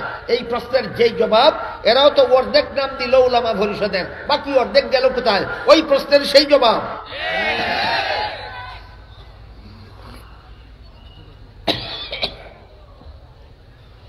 একদল মুসলমান আল্লাহ বিশ্বাস করে মন গড়া ব্যাখ্যা মতো নয়, সহি ব্যাখ্যা মতো। ফিরিস্তা বিশ্বাস করে মন গড়া ব্যাখ্যা মতো নয়, সহি ব্যাখ্যা মতো। মাত্র একদল মুসলমান কুরআন বিশ্বাস করে মন গড়া ব্যাখ্যা মতো নয়, সহি ব্যাখ্যা মতো। মাত্র মুসলমানের একটা দল নবী রাসূল বিশ্বাস করে মন গড়া ব্যাখ্যা মতো নয়, সহি ব্যাখ্যা মতো। মাত্র একটা দলের মুসলমান তকদির বিশ্বাস করে মন গড়া ব্যাখ্যা মতো নয়, সহি ব্যাখ্যা মতো। মাত্র একটা দলের মুসলমান আখিরাত বিশ্বাস করে মন গড়া ব্যাখ্যা মতো নয়, সহি ব্যাখ্যা মতো। তাই এদেরকে আল্লাহ রাসূল জান্নাতি বলেছেন। আর এই ছয় কথার সহি ব্যাখ্যা দুই ঠিকানায় পাওয়া যায়। রাসূলের ভাষায় বলেছেন মা আনা আলাইহি ওয়া আসহাবি, মর্ম হলো আমার সুন্নত আর আমার সাহাবাগণের জামাত। ইমানের ছয় কথার সহি ব্যাখ্যা যদি নবীর সুন্নত থেকে গ্রহণ করেন, ইমানের ছয় কথার সহি ব্যাখ্যা যদি সাহাবায়ে কেরামের জামাত থেকে গ্রহণ করেন, আপনি জান্নাতি মুসলমান, আপনার নাম আহলে সুন্নাত ওয়াল জামাত। আমার কথা যদি মোটামুটি বুঝে থাকেন তাহলে বলুন আহলে সুন্নাত ওয়াল জামাত তালে তালেই হওয়া যায় না বুঝে শুনেই হতে হয়? তালে তালে আহলে সুন্নাত ওয়াল জামাত হবে না। আহলে সুন্নাত ওয়াল জামাত বুঝে শুনেই হতে হয়। আপনি যখন বলবেন আমি ইমানদার, সাথে সাথে আমি জিজ্ঞেস করবো আল্লাহ বিশ্বাস করো কিনা, ও বলবেন অবশ্যই সুন্নাত ওয়াল জামাত না। ইমানের ছয় কথার প্রত্যেকটা কথাকে সুন্নতে রাসূল এবং জামাতে সাহাবার ব্যাখ্যা মতো বিশ্বাস করলে তুমি আহলে সুন্নাত ওয়াল জামাত। এই ছয় কথার প্রত্যেকটা কথার ওই কিছু ব্যাখ্যা আছে মন গড়া আর কিছু ব্যাখ্যা আছে সহি। ছয় কথার প্রত্যেকটা কথার ওই কিছু ব্যাখ্যা আছে মন গড়া আর কিছু ব্যাখ্যা আছে সহি। সেই আলোচনায় যাওয়ার আগে আরেকটু রইছে কইতাম না, আপনারা যদি ধৈর্যে কুলায় না, দেখি কজনের কুলায়। সামনে যাওয়ার আগে আরেকটু কথা আছে। এই যে কইলাম ছয় কথার সহি ব্যাখ্যা দুই ঠিকানায় হবে না, নবীর সুন্নত বুঝে শুনে গ্রহণ করতে হবে। তাইলে নবীর সুন্নত বলতে তুমি কি বুঝো ক্লিয়ার করো, ক্লিয়ার করো। সত্যই যদি তুমি আহলে সুন্নাত ওয়াল জামাত হতে চাও, নবীর সুন্নত বলতে কি বুঝো ক্লিয়ার করো। এবার শুনুন কান পেতে, ইসলাম ধর্মে নবীর সুন্নত কথাটা তিনটা অর্থে ব্যবহার হয়। নবীর সুন্নতে পাওয়া যাইব তো ইমানের ব্যাখ্যা। নবীর সুন্নত বলতে কি বুঝো তুমি ঠিক করো লাগবে। গুরার দিন জানে না নবীর সুন্নত কারে কয়, খালি কয় আমি আহলে সুন্নত। ইসলাম ধর্মে তিনটা জিনিসকে নবীর সুন্নত বলা হয়। এটা মনে রাখতে হবে জীবনভর। ইসলাম ধর্মে নবীর তিনটা জিনিসকে নবীর সুন্নত বলা হয়। বলুন কটা? তিনটা। এক নম্বর, নবীর হাদিসকে নবীর সুন্নত বলা হয়। দুই নম্বর, নবীর ওই আমলকে নবীর সুন্নত বলা হয় যে আমল উম্মতের জন্য অনুসরণীয় আর যার গুরুত্ব ফরজ ওয়াজিবের চেয়ে কম, নফল মুস্তাহাবের চেয়ে বেশি। নবীর এমন আমলকেও নবীর সুন্নত বলা হয়। 3 নম্বর, নবীর শিক্ষা দেওয়া পদ্ধতি যাকে নবীর তরিকা বলা হয়, এইটাকেও নবীর সুন্নত বলা হয়। নবীর সুন্নত কথার অর্থ 3টা। 1 নম্বর নবীর হাদিস, 2 নম্বর নবীর আমল, 3 নম্বর নবীর তরিকা। নবীর হাদিস, নবীর আমল, নবীর তরিকা। নবীর সুন্নত কথার 3 অর্থ: নবীর হাদিস, নবীর আমল, নবীর তরিকা। নবীর হাদিস, নবীর আমল, নবীর তরিকা, 3 জিনিসের নাম নবীর সুন্নত। একটা উদাহরণ দেই শুনে। এক হাদিসে রাসূল করিম সাল্লাল্লাহু আলাইহি ওয়াসাল্লাম বলেন, তারাকতু ফীকুম আমরাইন লান তাদিল্লু মা তামাসসাকতুম বিহিমা কিতাবাল্লাহি ওয়া সুন্নাতা রাসূলিহি। রাসূল বলেন, হে আমার উম্মত মুসলমানেরা, আমি দুনিয়ার থেকে বিদায় খালে তোমাদের হাতে 2টি জিনিস রেখে যাচ্ছি। যতদিন পর্যন্ত তোমরা আমার রেখে যাওয়া 2টি জিনিস শক্তভাবে ধারণ করে থাকবে, ততদিন পর্যন্ত তোমরা বিপদগামী হবে না, জাহান্নামের পথের যাত্রী হবে না। আমার রেখে যাওয়া 2টি জিনিসের প্রথমটি হলো আল্লাহর কিতাব কুরআন, দ্বিতীয়টি হলো রাসূলের সুন্নত হাদিস। এই হাদিসে আল্লাহ রাসূল নিজেই নবীর সুন্নত কথাটাকে নবীর হাদিস অর্থে ব্যবহার করেছেন। এই হাদিসের মধ্যে নবী নিজেই নবীর সুন্নত কথাটারে কি অর্থে ব্যবহার করেছেন? নবীর হাদিস অর্থে। আরেক হাদিসে রাসূল বলেন, ইন্নাল্লাহা ফারাদা সিয়ামা রমাদান আলাইকুম ওয়া সানানতু লাকুম কিয়ামাহু ফামান সামাহু ওয়া কামাহু ঈমানান ওয়া ইহতিসাবান খারাজা মিন যুনুবিহি কায়াউমিন ওয়ালাদাতহু উম্মুহু আও কামা ক্বালা আলাইহিস সালাতু ওয়াস সালাম। রাসূল বলেন, রমজান মাসের দিনের বেলা রোজা রাখা আল্লাহ তোমাদের জন্য ফরজ করেছেন। রাতের বেলায় তারাবিহের নামাজের আমল আমি রাসূল তোমাদের জন্য সুন্নত করেছি। দিনের রোজা আল্লাহর ফরজ, রাতের তারাবি নবীর সুন্নত। দিনের রোজা আল্লাহর ফরজ, রাতের তারাবি নবীর সুন্নত। এখানে নবীর সুন্নত 1 নম্বর অর্থে না, এখানে নবীর সুন্নত 2 নম্বর অর্থে। কি বুঝাইতে পারতেছি? বলেন, তারাবির নামাজ নবীর সুন্নত কত নম্বর অর্থে? হ্যাঁ, তারাবির নামাজ নবীর সুন্নত 2 নম্বর অর্থে। মাথায়, পুরুষের মাথায় টুপি ব্যবহার করা নবীর সুন্নত 2 নম্বর অর্থে। টুপির উপর ফাগড়ি ব্যবহার করা নবীর সুন্নত 2 নম্বর অর্থে। মিসওয়াক করা নবীর সুন্নত 2 নম্বর অর্থে। হাঁটুর নিচ পর্যন্ত লম্বা জামা ব্যবহার করা নবীর সুন্নত 2 নম্বর অর্থে। বিয়া করা নবীর সুন্নত 2 নম্বর অর্থে। নবীর সুন্নত কথার 1 নম্বর অর্থ নবীর হাদিস, নবীর সুন্নত কথার 2 নম্বর অর্থ নবীর আমল। যদি বলেন ধৈর্যের সাথে কিছু শুনবেন, তো 2 নম্বর সুন্নত সম্পর্কে অনেক জরুরি কথা আছে, অনেক জরুরি কথা আছে। নবীর সুন্নত কথার 2 নম্বর অর্থ যে নবীর আমল, এইটা আবার 2 প্রকার। একটার নাম সুন্নতে মুআক্কাদা, একটার নাম সুন্নতে জায়েদা। জোহরের 4 রাকাত ফরজ নামাজের আগে 4 রাকাত সুন্নত নামাজ আছে, এটাও সুন্নত। আবার আসরের 4 রাকাত ফরজ নামাজের আগেও 4 রাকাত সুন্নত নামাজ আছে, ওইটাও সুন্নত। যারা 5 বেলার নামাজ পড়েন অন্তত তারা বলুন, জোহরের সময়ও আছে 4 রাকাত সুন্নত নামাজ, আসরের সময়ও আছে 4 রাকাত সুন্নত নামাজ। উভয়টা একরকম সুন্নত। তাহলে জোহরের সুন্নতটার নাম কি? সুন্নতে মুআক্কাদা। আসরের সুন্নতটার নাম কি? সুন্নতে জায়েদা। এখানে 4টা কথা বোঝা দরকার। 1 নম্বর, সুন্নতে মুআক্কাদা নিয়মিতভাবে আমল করলে কি পুরস্কার হওয়া যাবে। 2 নম্বর কথা, সুন্নতে মুআক্কাদা নিয়মিতভাবে লঙ্ঘন করে চললে কি ক্ষতিটা হবে। 3 নম্বর কথা, সুন্নতে জায়েদা সব সময় আমল করলে কি পুরস্কার পাওয়া যাবে। 4 নম্বর কথা, সুন্নতে জায়েদা লঙ্ঘন করার অভ্যাস করলে ক্ষতিটা কি হবে। এসব কথা জানার দরকার নেই, শুধু আহলে সুন্নত হওয়া দরকার। সুন্নত চিনা দরকার নাই, শুধু আহলে সুন্নত হওয়া দরকার। বলেন, আহলে সুন্নত হবেন। সুন্নত চিন্না না না চিন্না? সুন্নত ওই যদি চিন্নাতে আহলে সুন্নত কিভাবে বলেন আপনারা? যে বেটা আতরই চিনে না, হে কেমনে আতর লাইব? যে দুধই চিনে না, হে কেমনে দুধ লাইব? যে টুপিওই চিনে না সে কেমনে টুপিওয়ালা হবে, যে সাথী চিনে না সে কিভাবে সাথীওয়ালা হবে, যে রিক্সা চিনে না সে কিভাবে রিক্সাওয়ালা হবে, যে সুন্নত চিনে না সে কিভাবে আহলে সুন্নত হবে।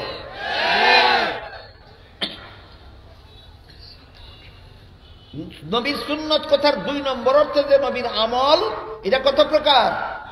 2 প্রকার। এক প্রকার সুন্নতের নাম সুন্নতে মুআক্কাদা, আর এক প্রকার সুন্নতের নাম সুন্নতে জায়েদা। এখানে জরুরি ভিত্তিতে কটা কথা বোঝা দরকার? 4টা। সুন্নতে মুআক্কাদা নিয়মিত আমল করলে কি পুরস্কার পাওয়া যাবে? 2 নম্বর সুন্নতে মুআক্কাদা নিয়মিত লঙ্ঘন করে চললে কি শাস্তিটা পাওয়া যাবে, কি ক্ষতিটা হবে? 3 নম্বর সুন্নতে জায়েদা সব সময় আমল করলে কি পুরস্কার পাওয়া যাবে?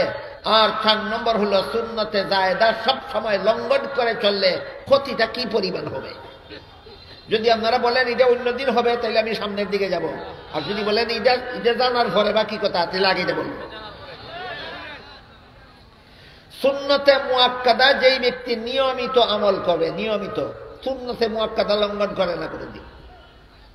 যেমন জোহরের 4 রাকাত সুন্নত ছেড়ে দেয় না, সব সময় পড়ে। জোহরের ফরজ নামাজের পরের 2 রাকাত সুন্নত সব সময় পড়ে। জুমার ফরজ নামাজের আগের 4 রাকাত সুন্নত সব সময় পড়ে। জুমার ফরজ 2 রাকাত ফরজ নামাজের পরের 4 রাকাত সুন্নত সব সময় পড়ে। মাগরিবের 3 রাকাত ফরজের পরের 2 রাকাত সুন্নত সব সময় পড়ে। এশার 4 রাকাত ফরজ নামাজের পরে 2 রাকাত সুন্নত সব সময় পড়ে। ফজরের 2 রাকাত ফরজ নামাজের আগে 2 রাকাত সুন্নত সব সময় পড়ে। রেগুলার পরে তার পুরস্কার হইল কাল হাসরের মাঠে নবীর সুপারিশ নসিব হবে তার। বলুন সুন্নতে মুআক্কাদা রেগুলার পালন করার পুরস্কার কি? নবীর সুপারিশ। সুন্নতে মুআক্কাদা নিয়মিত আমল করার পুরস্কার কি? নবীর সুপারিশ। এখন যদি বেটায় নবীর সুন্নত নিয়মিত পালন করবো দূরের কথা, ওয়াজিবই নাই, ফরজই নাই, এও যদি কয় আমি আহলে সুন্নত, নবীর সুপারিশ কার লাগে? শুধু ফরজ আদায় করলেই নবীর সুপারিশ পাওয়া যাবে না, শুধু ওয়াজিব আদায় করলেই নবীর সুপারিশ পাওয়া যাবে না। সুন্নতে মুআক্কাদা জীবন ভর নিয়মিত আমল করলে কাল হাসরের মাঠে নবীর সুপারিশ পাওয়া যাবে। নবীর সুপারিশের দরকার নাই কার কার? না বুঝা তৈরি না, কিয়ামতের দিন নবীর সুপারিশের দরকার নাই কার কার? সবার আছে। তাইলে সুন্নতে মুআক্কাদার কারো দরকার নাই। তোমার দিকে সুপারিশের দরকার আছে, সুন্নতে মুআক্কাদা আমলের দরকার নাই। এটা আমরা দেশের ভাষায় কয় গাছ উঠতে পারি না বড় বাচ্চা লামার, কয়নি? এই বেটা তুই গাছ উঠতে পারছ না, বাচ্চা হয়ে করতে গা? তুই সুন্নতে মুআক্কাদা আমল করছ, আবার নবীর সুপারিশের আশা করছ করতে গা? বুঝে তাকে বলেন, যদি নবীর সুপারিশ তারা যদি না যাতে আশা করা যায় না, তাহলে দুনিয়ার জীবনে নবীর সুন্নতে মুআক্কাদাও কি লঙ্ঘন করে জীবন যাপন করা যায়? নবীর সুন্নতের প্রতি এত বড় অবজ্ঞা অবহেলা করে, আবার কয় আমি গুনাহগার, নবী আছেন সুপারিশগার।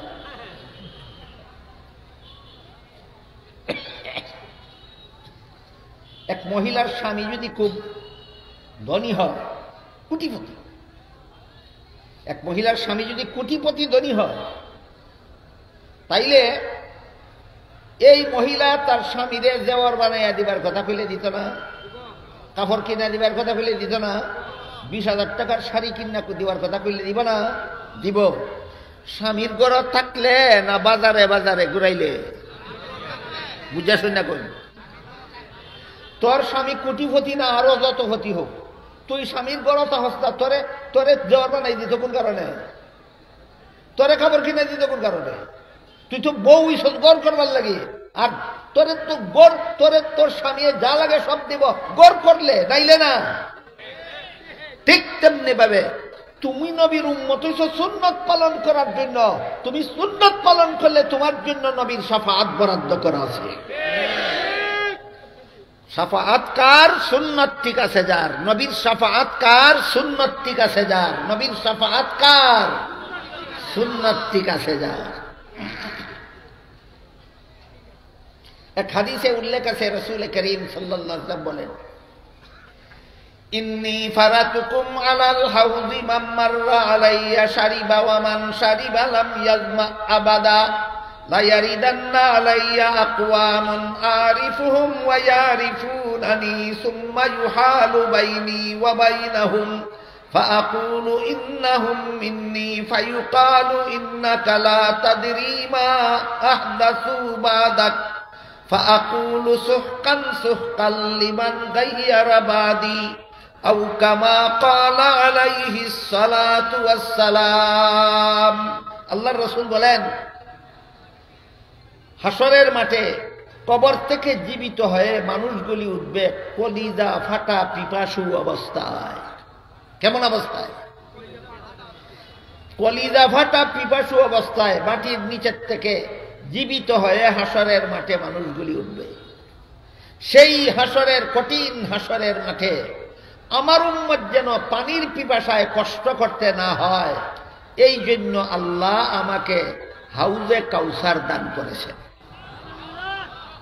রাসূল বলেন হাউজে কাউসারের পানি মধুর চেয়ে বেশি মিষ্ট, মেশকে আম্বরের চেয়ে বেশি সুগন্ধ, কলিজা ফাটা পিপাসা নিবারণ উপযোগী ঠান্ডা। হাউজে কাউসারে পানি আমার উম্মতকে পান করাবার জন্য আল্লাহ ওই পরিমাণ পেয়ালা মোতায়েন করেছেন যে পরিমাণ তারকা আল্লাহ আসমানে স্থাপন করেছেন। আসমানে যতগুলি তারা আছে হাউজে কাউসারে এতগুলি পিয়ালা দিছেন আল্লাহ আমাদের নবীকে শুধু হাউজে কাউসারের পানি উম্মতকে পান করাবার জন্য। এরপরে রাসূল বলেন আমার কোন উম্মত আমার আগে যদি হাউজে কাউসারের পারে যায় তাহলে তো আমারে পাবে না, না পাইয়া নিরাশ হবে। এভাবে একটা উম্মত যেন নিরাশ না হয়, এই জন্য তোমাদের কেউ হাউজে কাউসারের পাশে যাওয়ার আগে আমি রাসূল সকালের আগে হাউজে কাউসারের পাশে যাব। তারপরে আমার উম্মতেরা দলে দলে আমার কাছে যাবে, আকাশের তারকার সমান পিয়ালার দ্বারা আমি আমার উম্মতকে হাউজে কাউসারের পানি পান করাইতে থাকবো। রাসূল বলেন মান শারিবা লাম ইয়াজমা আবাদা, হাউজে কাউসারের এক বিন্দু পানি যেই ব্যক্তি পান করবে অনন্তকাল পর্যন্ত আর কোনোদিন তার পানির পিপাসা হবে না। এমত অবস্থায় আমার উম্মতের বিভিন্ন দল এমনও যাবে হাউজে কাউসারের পারে আমার কাছে, আমাকে চিনবে, আমি মুহাম্মদুর রাসূলুল্লাহ সাল্লাল্লাহু আলাইহি ওয়াসাল্লাম, আমিও এদেরকে চিনবো, আমার উম্মতের বিভিন্ন দল। কিন্তু এদেরকে হাউজে কাউসারের পানি পান করাবার আগেই আল্লাহর পক্ষ থেকে তাদের মধ্যে আর আমার মধ্যে আড়াল সৃষ্টি করে দেওয়া হবে, যে কারণে আমি এদেরকে আর হাউজে কাউসারের পানি পান করাতে পারবো না। আল্লাহকে বলবো হে আল্লাহ, হাউজে কাউসার আমাকে দান করেছেন আমার উম্মতকে পান করাবার জন্য, এরাও তো আমার উম্মতের বিভিন্ন দল, পান করাতে দেন না কেন, আড়াল করে দিলেন কেন? আল্লাহর পক্ষ থেকে বলা হবে এরা আপনার সুন্নত বিবর্জিত উম্মত। যাদেরকে হাউজে কাউসারে নবীর হাউজে কাউসারের যাদেরকে হাসরের মাঠে নবীর হাউজে কাউসারের পানি পান করতে দেওয়া হবে না, আল্লাহ কি বলবেন? এরা আপনার সুন্নত পালনকারী উম্মত না সুন্নত লঙ্ঘনকারী উম্মত? আল্লাহ বলবেন এরা আপনার সুন্নত লঙ্ঘনকারী উম্মত। তখন নবী বলবেন সুহকান সুহকাল লিমান গায়্যারা বাদি, আমার সুন্নত পছন্দ করছো না, মন গড়া জীবন ব্যবস্থা পছন্দ করছো, তোমার জন্য আমার হাউজে কাউসারের পানি নয়, আমার হাউজে কাউসার থেকে তুমি দূরে সরে যাও। খালি যে গান গাও আমি গুনাহগার, নবী আছেন সুপারিশগার। তুমি কেমন গুনায় গুনাহগার আর নবী কার জন্য সুপারিশগার বুঝন লাগবে নি? তুমি কেমন গুনাহগার? নবী তুমি জীবনভর নবীর সুন্নতে মুআক্কাদা লঙ্ঘনকারী গুনাহগার, তোমার জন্য হাউজে কাউসারের পানি নয়, তোমার জন্য নবীর শাফাআত নয়। তাহলে নবীর শাফাআত পাওয়ার জন্য কিছু কাজ করা লাগে, নবীর হাউজে কাউসারের পানি পাওয়ার জন্য কিছু কাজ করা লাগে, সেটা হলো নবীর সুন্নত আমল করা লাগে। কি করা লাগে? সুন্নত আমল করা লাগে। গেল দুই প্রশ্নের জবাব। সুন্নতে মুআক্কাদা আমল করলে কি হয়? নবীর শাফাআত পাওয়া যায়। সুন্নতে মুআক্কাদা লঙ্ঘন করার অভ্যাস করলে কি হয়? নবীর হাউজে কাউসারের পানির থেকে, নবীর সুপারিশ থেকে বঞ্চিত থাকতে হবে। আর কটা রয়েছে? দুইটা। সুন্নতে জায়েদা পালন করলে কি হয়, আর সুন্নতে জায়েদা পালন না করলে কি হয়? যদি বলেন তাকো থাকবে, আমি সামনের দিকে যাব, আর যদি বলেন বলবো তাহলে বলবো। চার কাজ করার পরে সুন্নতে জায়েদা নফল মুস্তাহাবের আমল যে যত বেশি করবে সে তত বড় ওলি হবে আল্লাহ। সুন্নতে জায়েদা আমলের দ্বারা আল্লাহর ওলি হওয়া যায়। শুধু এটাই না, আগে আরো 4টা আছে। শুধু সুন্নতে জায়েদা আমল করে ওলি হওয়া যায়? কোনো ফরজ নামাজ পড়ে না, কোনো ওয়াজিব নামাজ পড়ে না, কোনো সুন্নতে মুআক্কাদা নামাজ পড়ে না, খালি আসরের সাথে কাজ সুন্নত পড়ে, ওইব ওইতো না। তাহলে এটার হিসাবটা বুঝবার লাগে একটা উদাহরণ দেয়। 1 লেখা ডাইনে 0 দিলে 10 হয়, 2 শূন্য দিলে 100 হয়, 3 শূন্য দিলে 1000, 4 শূন্য দিলে 10 হয়। 0 1 মান বাড়াইছে নি? এই শূন্যের মান দেখিয়া 4টা শূন্য রাখছে আর 1 মিটাই লেছে। রাখছে কিটা? কটা মিটাইছে? কি 10,000 থেকে 1 মিটাইছে, আরো 9,999 রয়েছে, না খালি গুড়ার ডিম রয়েছে। ঠিক তেমনি ভাবে সুন্নতে জায়েদার ফজিলত দেখিয়া ফরজ তাইরা দিছে, তোমার ওই দশাও। সুন্নতে জায়েদার ফজিলত দেখিয়া যারা ফরজ তাইরা দেয় এরা ওই পণ্ডিতের মতো যে 10,000-এর মধ্যে 4টা শূন্য রেখে সংখ্যাটা মিটাইয়া ফেলায়, এর কপালে যেমন 4টা ঘোড়ার ডিম ছাড়া আর কিছু নাই, ঠিক তেমনি ভাবে যে ফরজ ওয়াজিব বাদ দিয়া শুধু নফল জিকির করে, এর কপালে ঘোড়ার ডিম ছাড়া কিছু নাই। তাইলে সুন্নতে জায়েদা নফল মুস্তাহাব বন্দেগীর দ্বারা যে আল্লাহর ওলি হয়, এটা তো 0 ডাইনে তো সংখ্যা, বায়ে তো সংখ্যা লাগবে, বায়ে 4টা সংখ্যা লাগবে। 1 নম্বর, সকল প্রকার গুনার অভ্যাস সেরে দিতে হবে, সকল প্রকার গুনার অভ্যাস সেরে দিতে হবে। 2 নম্বর, সমস্ত ফরজ আমল ঠিক মতে করতে হবে। 3 নম্বর, সমস্ত ওয়াজিব আমল ঠিক মতে করতে হবে। 4 নম্বর, সমস্ত সুন্নতে মুআক্কাদা আমল ঠিক মতে করতে হবে। 4টা ঠিক করার পরে সহিহ বুখারী শরীফের হাদিসে উল্লেখ আছে, আল্লাহর রাসূল বলেন, নফল বন্দেগী যে যত বেশি করবে তত বড় ওলি হবে সে আল্লাহ। না, আল্লাহর ওলি হওয়ার কোনো মাপকাঠি নেই। আজকাল তো চলছে ওই শানে ওলি, শানে ওলি। ওলি কে আর শানে ওলি কে?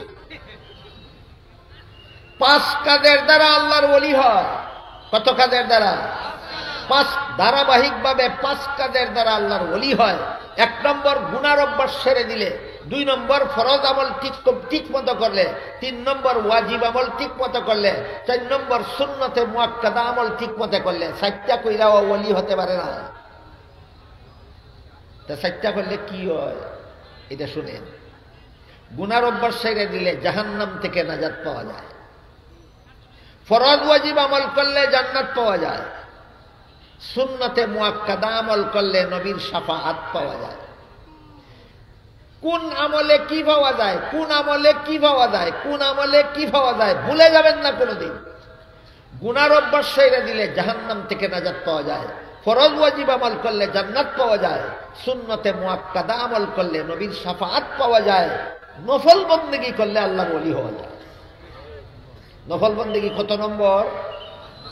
5 নম্বরটা না করা পর্যন্ত গুনাহ ছেড়ে দিয়ে জাহান্নাম থেকে বাঁচতে পারবেন, আল্লাহর ওলি হতে পারবেন না। ফরজ ওয়াজিব আমল কিরা ফরজ ওয়াজিব আমল কিরা জান্নাত পাওয়া যায়। সুন্নতে মুআক্কাদা আমল কিরা নবীর শাফাআত পাওয়া যায়, ওলি হওয়া যায় না। কথা বুঝতে পারতেছেন? বুঝন দরকার। এই 4 কাজ করে জাহান্নাম থেকে নাজাত পাওয়া যায়, জান্নাত পাওয়া যায়, নবীর শাফাআত পাওয়া যায়, ওলি হওয়া যায় না কেন? তার কারণটা বুঝেন ভালো করে।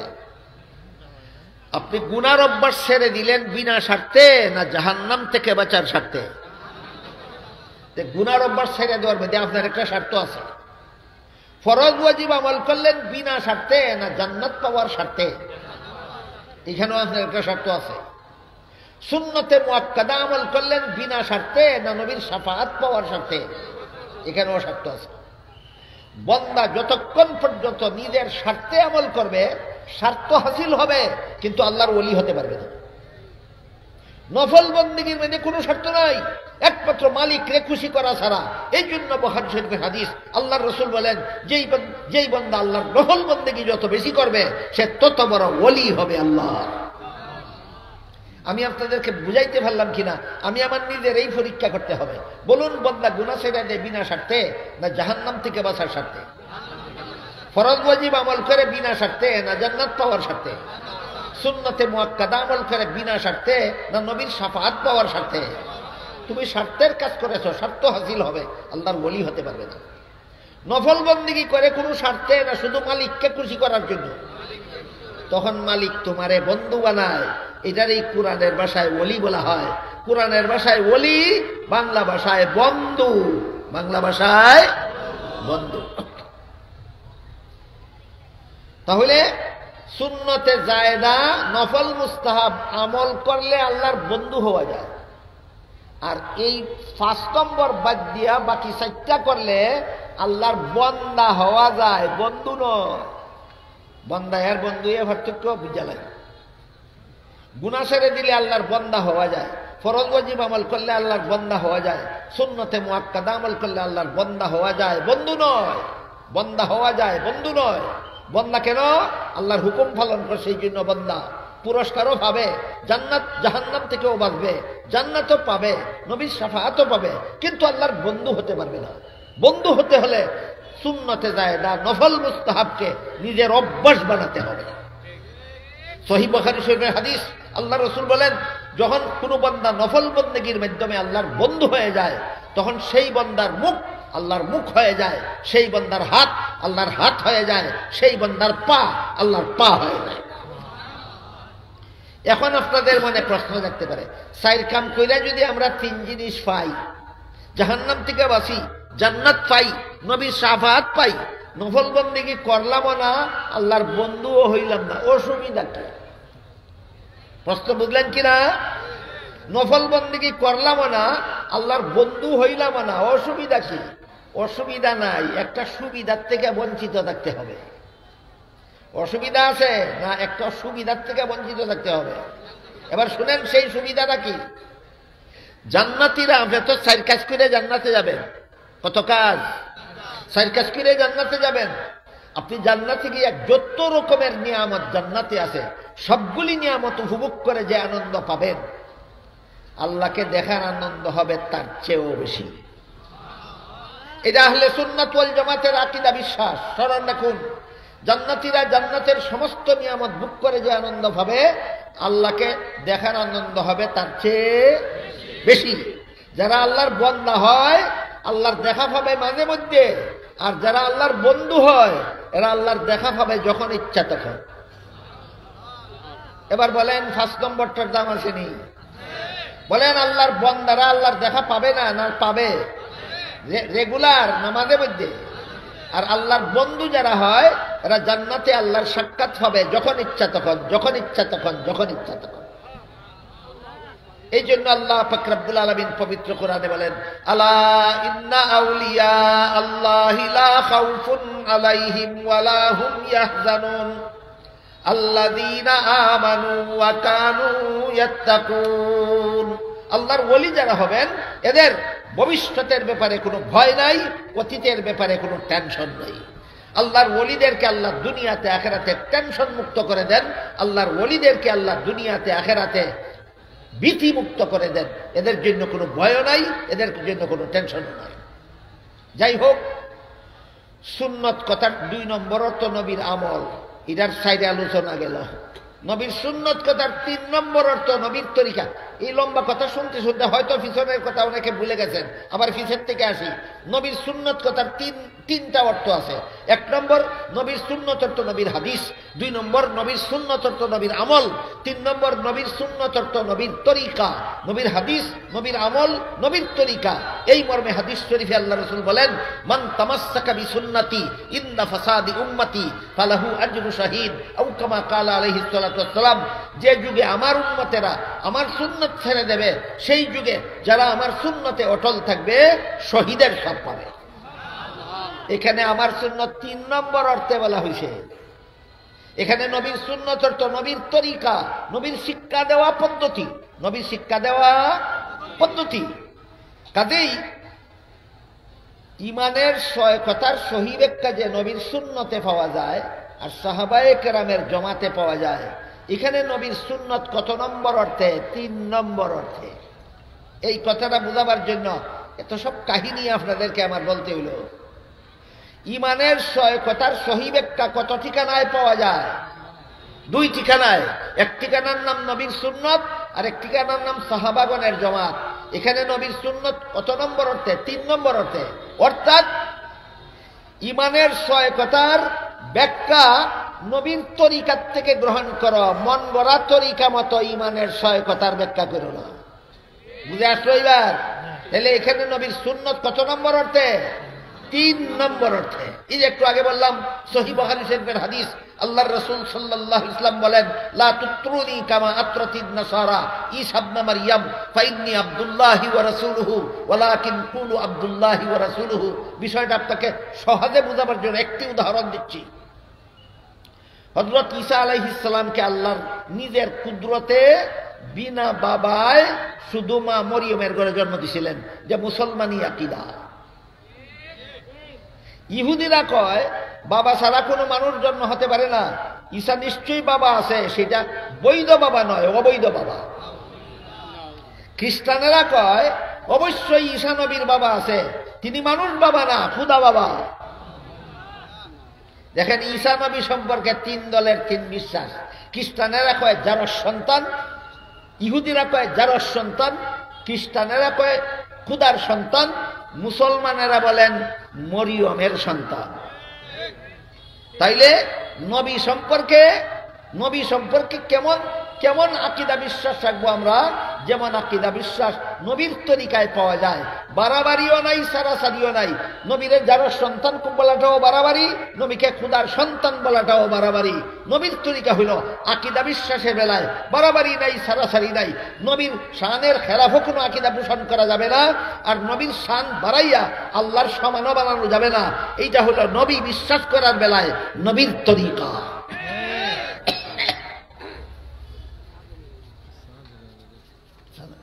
চিনির মধ্যে লবণ দিয়ে আনে, বদন লাগে মহাদেব জানা।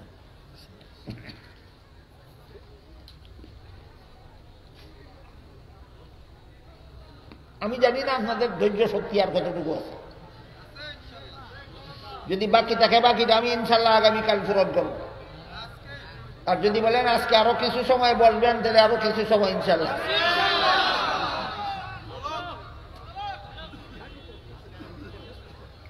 আমরা কত কথায় বিশ্বাসী হইয়া মুমিন মুসলমান হইছি। 1 নম্বরে আল্লাহ বিশ্বাস, 2 নম্বরে ফিরিস্তা বিশ্বাস, 3 নম্বরে কোরআন বিশ্বাস, 4 নম্বরে নবী রসুল বিশ্বাস, 5 নম্বরে তকদির, 6 নম্বরে আখিরাত। বিশ্বাসগুলি মন গড়া মতে করব না সুন্নতে রসুল আর জমাতে সাহাবার আদর্শ মতে করব? তখন হব আমরা আহলে সুন্নাত ওয়াল জামাত। এই জন্য আল্লাহ সম্পর্কে কিছু সহি ব্যাখ্যা আর কিছু মন গড়া ব্যাখ্যা, নবী সম্পর্কে কিছু সহি ব্যাখ্যা আর কিছু মন গড়া ব্যাখ্যার উদাহরণ দিয়া আজকের মতো কথা অসমাপ্ত থাকবে। ইনশাআল্লাহ আগামীকাল যদি সময় আমার জন্য কিছু বরাদ্দ থাকে, আজকের অসমাপ্ত কথা আগামীকাল সমাপ্ত করা হবে। আপাতত আপনাদেরকে আল্লাহ সম্পর্কে কিছু সহি ব্যাখ্যা আর কিছু মন গড়া ব্যাখ্যা শোনাই। 72 দল মন গড়া ব্যাখ্যাকারী, 72 দল মুসলমানদের মধ্যে একটা মন গড়া ব্যাখ্যাকারী মুসলমানের দলের নাম আছে মুতাজিলা। আমরা মনে রাখতে পারেন, 72 দল মন গড়া ব্যাখ্যাকারী ভ্রান্তপন্থী মুসলমানদের মধ্যে একটা ভ্রান্তপন্থী মুসলমানের দলের নাম আছে মুতাজিলা। আর ইমানের কথার সহি ব্যাখ্যা গ্রহণকারী দলের নাম, সহি ব্যাখ্যা মতো ইমানের কথা যারা মানে তাদের নাম আহলে সুন্নাত ওয়াল জামাত। আমরা আহলে সুন্নাত ওয়াল জামাত, তারা মুতাজিলা। মুতাজিলারা কয় হাসরের বিচারে যেই বান্দার আমল নামায় গুনাহ পাওয়া যাবে না, কোন মুমিন বান্দার আমল নামায় যদি গুনাহ পাওয়া যায়, হাদিসে আছে আল্লাহ রাসূল বলেছেন অনেক মুমিন বান্দার আমল নামায় হাসরের মাঠে গুনাহ পাওয়া যাবে। সুদ খাইতে খাইতে মরছে, ঘুষ খাইতে খাইতে মরছে, নামাজ না পড়তে মরছে, এমন মুসলমান নাই? এর আমল নামায় গুনাহ আছে না? এই সমস্ত গুনাহগার মুসলমানদের বেলায় মুতাজিলারা কয় আল্লাহ এরারে দুজখ না দিলে অবিচার হবে। মুতাজিলাদের ধর্ম বিশ্বাস হাসরের বিচারে যে সমস্ত মুমিন বান্দার আমল নামায় গুনাহ পাওয়া যাবে এদেরকে জাহান্নামে না দিলে আল্লাহর অবিচার হবে। কারণ অপরাধীরা শাস্তি দিল না, অবিচার হইল। আর হাসরের মাঠে যে সমস্ত মুমিন বান্দার আমলে কোনো গুনাহ থাকবে না, শুধু সওয়াব পাওয়া যাবে। যেমন সাহাবায়ে কেরাম অতীত জীবনের সব গুনাহ তওবা কইরা মাফ করাইয়া দুনিয়া থেকে বিদায় হইছেন। বুঝা থাকলে বলেন সাহাবাগণ অতীত জীবনের গুনাহ নিয়ে আখিরাতের পথে পাড়ি দিয়েছেন না মাফ করাইয়া? হাদিস শরীফে আল্লাহর রাসূল বলেছেন আত-তাইবু মিনাজ যামবি কামা লা যামবা লাহু, যেই ব্যক্তি যথারীতি তওবা করে গুনাহ ছেড়ে দেয় আল্লাহ তার আমলনামার গুনাহ মুছে ফেলে আবার বেগুনাহ বানিয়ে দেয়। এই সমস্ত বেগুনাহদেরকে জান্নাতে না দিলে আবারও আল্লাহর অবিচার হবে। গুনাহগারদেরকে দুজখ না দিলেও আল্লাহর অবিচার হবে, নেককারদেরকে জান্নাতে না দিলেও আল্লাহর অবিচার হবে। যে মুতাজিলাদের ভ্রান্ত মতবাদ, পক্ষান্তরে আহলে সুন্নাত ওয়াল জামাতের মতবাদ। হাসরের মাঠে কোনো গুনাহগার মুমিন মুসলমানকে আল্লাহ ইচ্ছা করলেই মাফ করে দেবেন, শাস্তি না দিয়েও। বলেন মুতাজিলার মতবাদে আর আপনাদের মতবাদে বেশ কম আছে না? মুতাজিলাদের মতবাদ হলো গুনাহ যদি পাওয়া যায় কোনো মুমিন বান্দার আমল নামায় হাসরের মাঠে তারে জাহান্নামে দিতেই হবে, নাইলে আল্লাহর অপরাধ হবে। আহলে সুন্নাত ওয়াল জামাতের মতবাদ হইল কুফরি গুনাহ যদি কোনো বান্দার আমল নামায় না থাকে, শিরিক গুনাহ যদি কোনো বান্দার আমল নামায় না থাকে, হাজারো কবিরা গুনাহ থাকলে আল্লাহ ইচ্ছা করলেই মাফ করে দেবে। এটা আহলে সুন্নাত ওয়াল জামাতের মতবাদ। আহলে সুন্নাত এই জামাতের এই মতবাদটা আহলে সুন্নাত ওয়াল জামাতের মুসলমানেরা মন গড়া বাইর করছে ব্যাখ্যা কইরা না নবীর তরিকার দ্বারা প্রমাণিত? নবীর সুন্নাত তরিকার দ্বারা প্রমাণিত। যেমন বললাম আল্লাহ রাসূল বলেন আত-তাইবু মিনাজ যামবি কামা লা যামবা লাহু। আর কোরআনের আয়াতে আল্লাহ বলেছেন ইন্নাল্লাহা লা ইয়াগফিরু আন ইউশরাকা বিহি ওয়া ইয়াগফিরু মা দুনা যালিকা লিমান ইয়াশা। আল্লাহ যার ইচ্ছা মাফ করে দিবেন, যার ইচ্ছা মাফ করে দিবেন, মাফ না করলে তোরও তো মাথা ব্যথা হবে।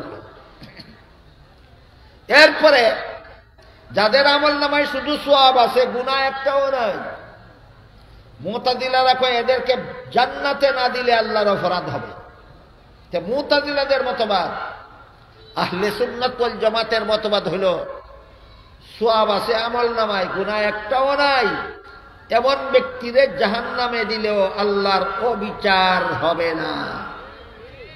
ঠিক যে কইছেন, যুক্তি বুঝা কইছেন না, শুধু হাদিস বুঝা কইছেন। যুক্তিটা ইনশাল্লাহ আগামীকাল আপনাদেরকে বুঝাবো ইনশাল্লাহ।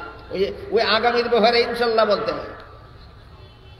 রসুলের হাদিস দিয়া রসুলের সুন্নত তরিকা মতো আপনাদের বুঝাবার চেষ্টা করব।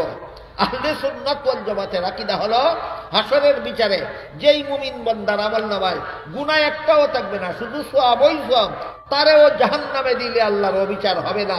কোন যুক্তিতে? এই যুক্তিটা বুঝবো আমরা ইনশাল্লাহ আগামীকাল। যুক্তিটা বুঝবো কোন দিন? আগামীকাল। আজকের অসমাপ্ত কথাটাও আগামীকাল সমাপ্ত করব ইনশাআল্লাহ। আর আগামীকালের আরেকটা বিষয় আমার আছে, শানে রসুল। আমরা সমাজের যত সব হানাহানি কানাখানি তো শানে রসুল লইও। আমি আর আমার দলে নবী মানে, আর কেউ নবী মানে না। কালকে দেখা দেবে নবী কে মানে আর কে মানে না ইনশাআল্লাহ। আজকে এই পর্যন্ত যা শুনলাম বুঝলাম, এর আলোকে আল্লাহ আপনাদের আমাদের সবাইকে সত্যিকারের আহলে সুন্নাত ওয়াল জামাতের অন্তর্ভুক্ত হওয়ার তৌফিক দান করুন। সবাই বলুন আমিন। আরে একটা জরুরি কথা শুনে, একটা জরুরি কথা। আজকে আমাদের বাংলাদেশ সরকারের ধর্ম মন্ত্রণালয়ের উপদেষ্টার আজকে দাওয়াত ছিল, আসার কথা ছিল। তিনি কমিটিরে জানাইছেন যে আমার রাষ্ট্রীয় প্রোগ্রামের কারণে আজকে আসতে পারবো না, আগামীকাল আসবো। কমিটিয়ে মানে না। কমিটিয়ে না মানার কারণে তিনি আমার কাছে লিখিত চিঠি পাঠাইছে। কমিটিতে অনুরোধ করে দিলাম আজকে রাষ্ট্রীয় প্রোগ্রামের কারণে আমাদের ধর্ম মন্ত্রণালয়ের উপদেষ্টা আজকে আসতে পারছেন না। আমার কাছে লিখিতভাবে তিনি জানিয়েছেন আগামীকাল আসবেন ইনশাআল্লাহ। এই আজকালে ইনশাআল্লাহ ভিড়ছে। আগামীকাল আল্লামা মামুন লোকসভা থাকবেন, ধর্ম মন্ত্রণালয়ের উপদেষ্টাও থাকবেন, আর আমি গুনাহগার তো আপনারা গরকি মুরগি ডালকা বরাবর আসি। ওই দোয়া কইরা দেবেনি না, খাল কইরা লইবা একসাথে। যার উঠতে গেছে শুনে দেবেন কালকে একসাথে দোয়া কইরা লইবা না। আলহামদুলিল্লাহ, আমাদের অলিপুরি হুজুরের গুরুত্বপূর্ণ আলোচনার মধ্য দিয়ে শেষ হলো শায়েস্তাগঞ্জ উপজেলা আহলে সুন্নাত ওয়াল জামাত পরিষদ হবিগঞ্জের 2 দিন ব্যাপী সিরাতুন নবী সাল্লাল্লাহু আলাইহি ওয়াসাল্লাম মহাসম্মেলনের প্রথম দিনের কার্যক্রম। ইনশাআল্লাহ আগামীকাল যথারীতি বাদ জোহর থেকে শুরু হবে আমাদের এই মহতি মাহফিলের দ্বিতীয় দিনের কার্যক্রম। আগামীকাল গুরুত্বপূর্ণ নসিহত পেশ করবেন